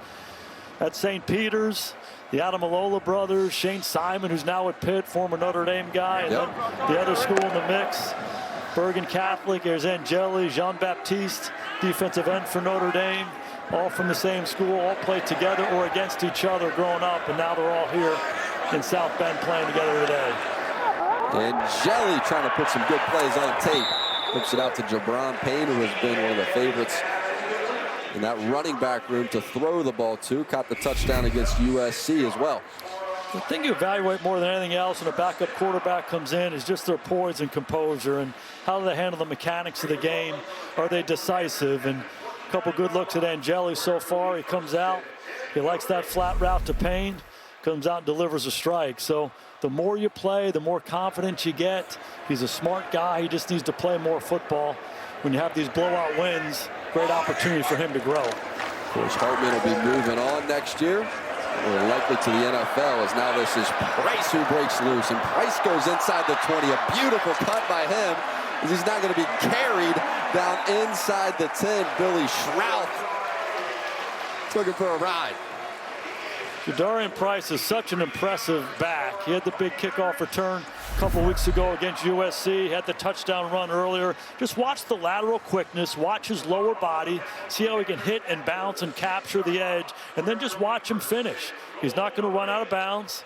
He makes a miss, and then he finishes going north and south time and time again. He's a hard guy to bring down, and you love the effort and the hustle by Schrouth as well. Helping, pushing him forward. That's his version of the tush push. Gain of 22. Here's Price down to the 5. And a little pushing and shoving there at the conclusion. And sometimes when you're observing a game like this, hey, the game's around, it's 44-0, this is meaningless. If you're one of these players on either side, it is so meaningful. Taken from a guy who was a backup for most of his career, you're dying for these opportunities to grow and get better across the board. So both Notre Dame and Pitt substituting some guys in, and coaches are making their evaluations. A big impact on the opportunities they get in the future. Nobody makes scoring touchdowns look easier than Audric Estime. You saw him trot back onto the field. Heavy formation. Ball goes to Estime. Estime in for the touchdown. You already knew what was coming. Count them up. It's really incredible. The Bergen Catholic guy giving the ball to the St. Joe's guy, and why not? Estime is the best red zone runner in the country. Time and time again, we see them run this same kind of play. Tight end pulls, that stays. The biggest thing is number 7 going north and south behind that big offensive line. And fortunate to coach Ezekiel Elliott in Dallas for a number of years. He was fantastic down here as well. They kind of remind me of each other. Big, strong guys who know how to find the goal line. How will the NFL view Audric Estime? I think pretty positively. Just put the tape on. 230 pounds, and the more they look at him, they'll find out that he's probably more of a complete back than you might think. Quicker, more athletic, can catch and protect, and certainly can find the end zone.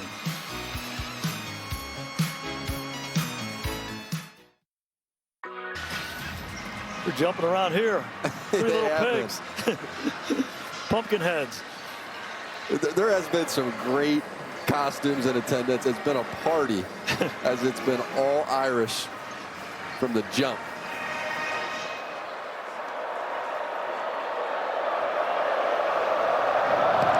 $51-0. And let's check in with Zora.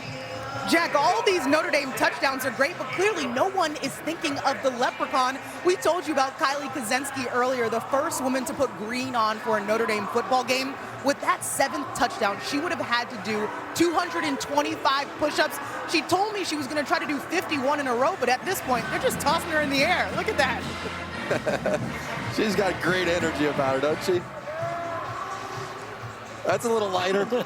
How great is that? That is fantastic. Looks like a little Notre Dame helmet, huh? Teach them young. Great stuff. What a day for an Irish fan. A new quarterback into the game here for Pitt.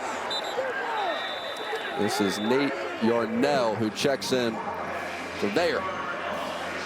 And remember Phil Dracovic, Notre Dame transfer, on the team as well. They said he's been getting a little work at tight end. So they're going to go with Yarnell here, coming in, the sophomore from Austin, Texas.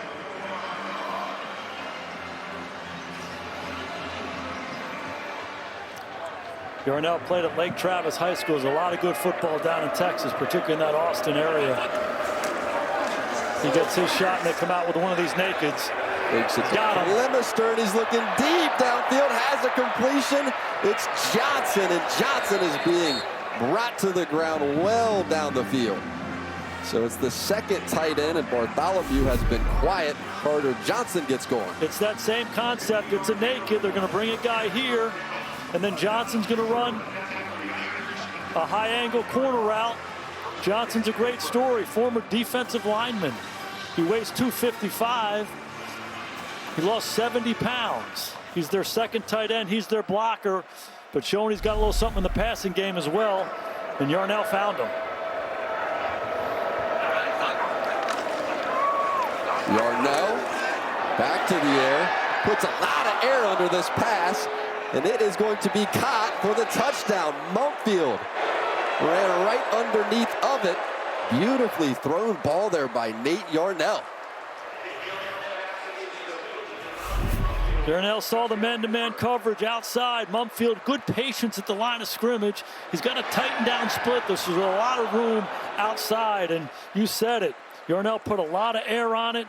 It's good coverage, excellent concentration through the down by Mumpfield. Defenders draped all over him. He finishes the play.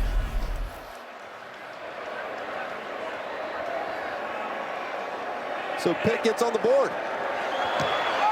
And the extra point is good. At least break the shutout. Sure did. Wonder how Veyer feels. Been banging away all day against that tough Notre Dame defense. Some of the younger guys in there, he takes advantage of it. Got rid of that goose egg.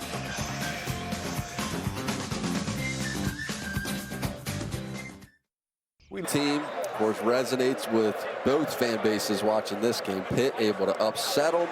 And Notre Dame in this season, who knows what the conversations may be if it wasn't for that trip to Louisville. They went down there in that game, had the offensive line a little banged up, had Thomas as well as Greathouse, who were dealing with hamstrings and really were not active in that game. And they got caught by Louisville. Now on the return, this is Price who brings it out across the 35.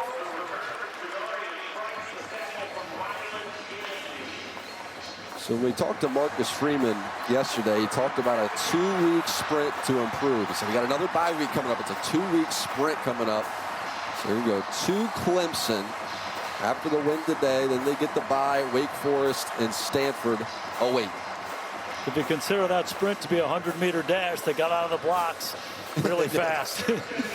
And they're feeling good at the 50-meter mark. And outstanding day for them, really in all three phases. A couple blemishes were Sam Hartman's interceptions, but other than that, an awfully good day for the Irish. They got to settle in and go down to Clemson and get another win before their bye. And Jelly, Jordan Faison. He is electric, isn't he? He sure is. It's a great story. We've talked about it. Came to Notre Dame as a walk-on football player, but a highly recruited lacrosse player. Getting some money from the lacrosse program, and Notre Dame had some injuries at receiver, and he was working some of the scout teams and getting after the defense pretty good. So they gave him a chance, and first opportunity was against Louisville, caught a deep touchdown pass, and has really shown up with every opportunity as an inside receiver, working underneath, and as a guy down the field. So will definitely contribute to the latter part of the season for the Irish. It's Jeremiah Love getting the carry. And how about the day for Estime? 19 rush, 114 yards, the 400 yard game of the season, 3 rushing touchdowns, a career high for him, averaging over 100 yards per game. He's something else. We had such a good visit with him yesterday, and he stayed here at Notre Dame during the bye. He said he was banged up a little bit, so he went over to the facility, got his lift in. He's a 600-pound squat guy and got a lot of treatment to get his body right, and looked like that treatment's paid off. He looks fresh today, getting after it pretty well. And Jelly a little too far for Jordan Faison. Let's check in with Zora. Audric Estime is on the Doak Walker Award watch list this season, an honor given to the nation's top running back. Estime tweeted about his goal of winning the award after his freshman year, and he's still standing on this. Part of the tweet reads, "Until then, it's time to work." Estime told me he's currently in that process. Not too shabby today. Hard to do it much better, Zora. It's hilarious, too, talking to him about his nickname growing up. What they used to call him, Bulldog. We said, why Bulldog? He said, I'd be out there playing flag football, and I'd be trying to tackle everybody. So he said, you're the Bulldog. I just love the other description. Why do you, Bulldog? Everybody told me I was ferocious. When I was 6 years old, I was ferocious. Still is. And Jelly to the air. Nice completion here. So you start to see with the new offensive line in the game, Braylon James in the game, true freshman. Start to get a glimpse into the future of the Irish late in this game. You sure do, and Steve Angeli, the quarterback, has been impressive. They've run the ball well since he's been in there, but he's been efficient, he's on time, he's accurate time and time again. And again, the more these guys play at that position, the better they get. And it's a good environment right now. Notre Dame's better than Pitt. They're controlling the line of scrimmage, but he's doing his part as well. And Jelly looking good, 4 for 5, 65 yards since he's entered the game. Tobias Merriweather in motion. Jeremiah Love gets the football. Jeremiah Love on the carry. This offensive line, and even if you go back to the Louisville game, we mentioned it, when they were rotating, a few of those linemen, we saw Billy Shrout, Kostafik as well, who were coming in during that game and really were challenged and beat on a handful of plays. But they feel like they've come to the best combination here with Coogan, Carell, and Spindler, who have sort of been this original 5 this season. The interior of the offensive line has been a work in progress. Of course, Alt and Fisher, the tackles have been tremendous. And just talking to the coaching staff about Alt yesterday, Freeman was saying, I've just never been around an offensive lineman like him. Nothing even close. Outside, Tobias Merriweather with the grab. There's a great tradition of offensive linemen here at Notre Dame, and Joe Alt's the next in that line. He's the left tackle. He's 6'8", he's 315 pounds. His dad, John, was an outstanding player for the Chiefs for a number of years, so he was brought up the right way. You see the genes that he has, the length, the athleticism, his ability to bend. But he's got a little something to him too. He's got a little swag, and you know, if you want to play that position or play at the next level, you got to have that. The best one I was around was Zach Martin, one of the greats here at Notre Dame. He too played left tackle, 9-time Pro Bowl guard for the Cowboys, will be a Hall of Famer. And you know, the guys who have been around both say there's some similarities between these two guys. I would see Alt staying at tackle in the NFL just because of his size and his length, but he has that same demeanor, that desire to be great each and every day. And just look at the stats right there. The guy simply doesn't allow pressures. You know, time and time again, he simply blocks his guy and goes about it the right way. He's got incredible genetics and ability. His future is bright. And he sets the standard for this offensive line like a lot of the great ones have in the past. You mentioned his dad, John. I had a great conversation with him last year. He grew up coaching him and passing down that knowledge. So when he arrived at 18 years old, he was ready to play football for Notre Dame, ready to play at the highest level. As you see Angeli on the ball, Angeli into the end zone, Angeli with a touchdown. Looking for Cooper Flanagan, and right on the money, Flanagan was wide open. Run it again, and then come out on the bootleg, and this is Angeli. He's going to go this way and then this way. Flanagan's going to run the corner route. That Pitt defense goes and chases the run. Excellent job by Angeli. When you go left, you got to get that front shoulder around. He's got people in his face. He sees that he has Flanagan. He rotates that front shoulder around and he throws a strike. Awfully impressive so far. And Cooper Flanagan, highly touted tight end. He's got a bright future as well. Marcus Freeman, Jared Parker talking a lot about just the improvement that they've seen from Angeli. Of course, getting to learn and study behind Sam Hartman. The improvement is on the field. Look at that smile.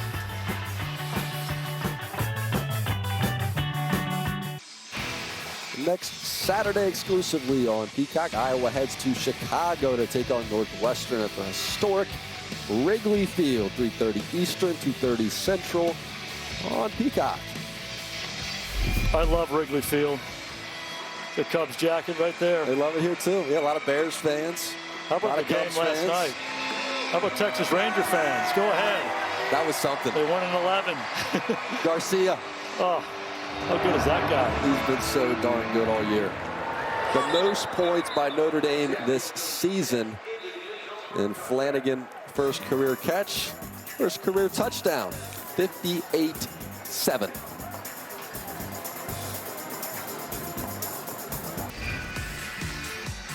Jack, a lot of spectacular plays been made outside, but you and I both know the game's all about what happens up front. Two unsung guys for Notre Dame. Defensive tackle Riley Mills and nose tackle Howard Cross. These guys have been everywhere, controlling the line of scrimmage, both in the run game and the pass game. And 75% of the takeaways, it starts in the pocket.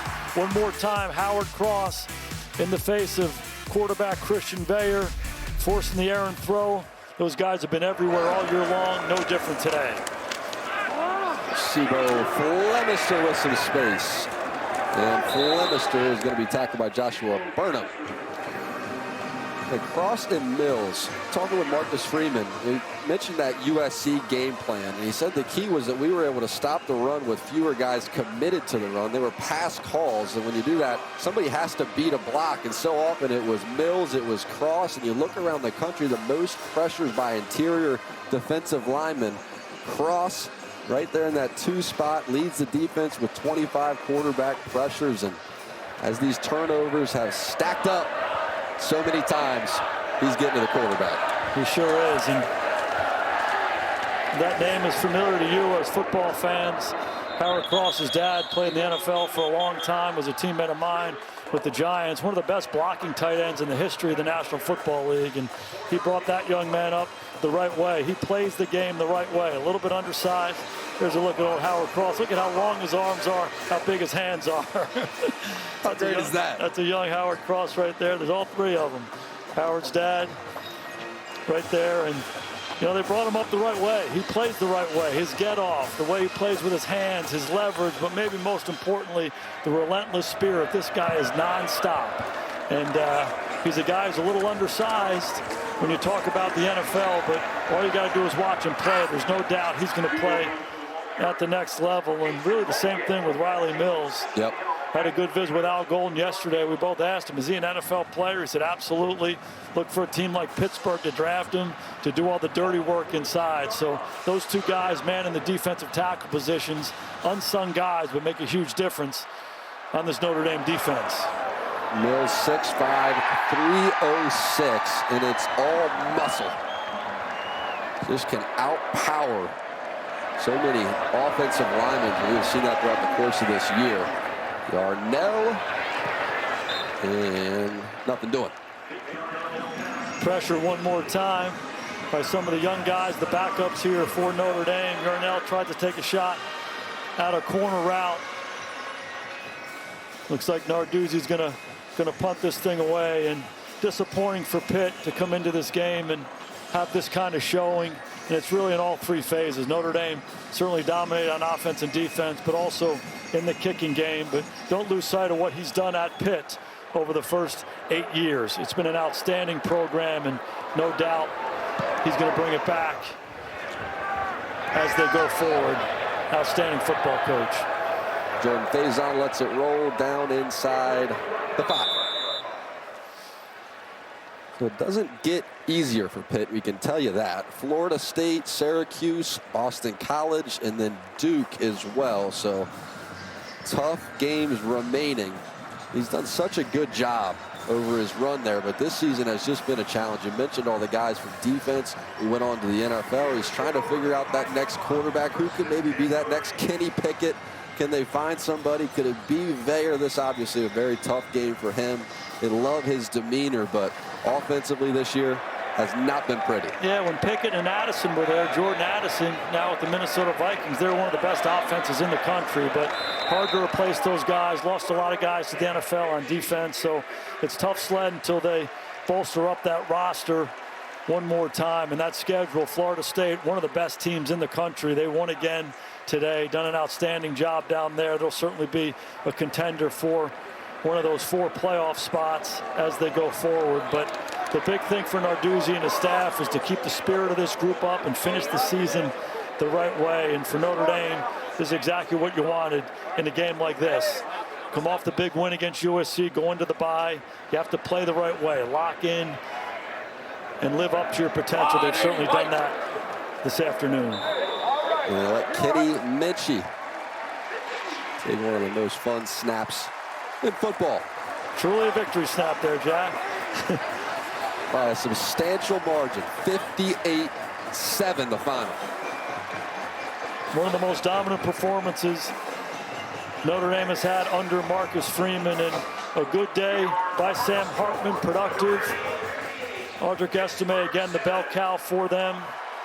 They go to Clemson next week, and then they have another bye. So it's a 2-week sprint. They're halfway there. They're off to a heck of a start. Out of the blocks well, and it's the biggest Notre Dame margin of victory against Pitt since 1996 when they won 60-6, and Zora is with the head coach, and Marcus Freeman. Coach, 4 interceptions, 6 different players scored touchdowns, highlights in all 3 phases, really, but what stood out to you? Well, I really love the way I challenged them at halftime. You know, I know it was 17-0, but we weren't playing to the standard that Notre Dame football should play at. And I was really impressed by the way they came out and with fire, and they finished drives on both sides of the ball. And I'm really pleased with our second half performance. You challenged your team, like you mentioned, to be smart and finish plays. What does it mean to have them respond when you charge them in that way? Well, I think it's just a great reminder as coaches. They'll respond to being challenged. And sometimes we got to make sure we challenge them in the right ways to get the result that we want. But this team wants to be great, and it's our job to help them get there. Your defense left its mark on this one. How'd they do it? They did a great job, man. Coach Golden's done a great job. I'm still a little bit upset about the 7 points that are on the board, but you know, it's about continuing to play into the standard that we set. I don't care who's in the game, and I'm really pleased though with the overall effort of this team. Thanks, Coach. All right, thank you. Zora, Coach, thank you. And him being upset about those 7 points gives you a little insight into his frame of mind. Coming off of that Louisville loss and how he's looked at the rest of this season as we listen in to the alma mater.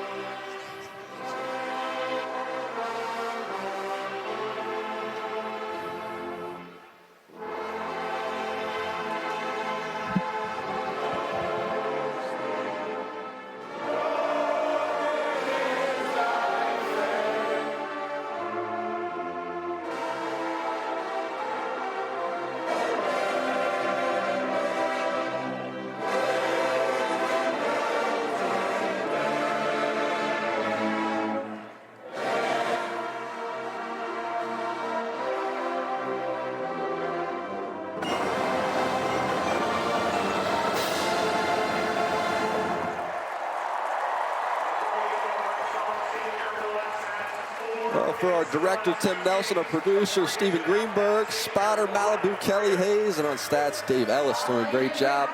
Sora Stevenson, Jason Garrett, our entire crew. I'm Jack Collinsworth. Thanks for watching. Now let's go to Camp Randall and Maria Taylor.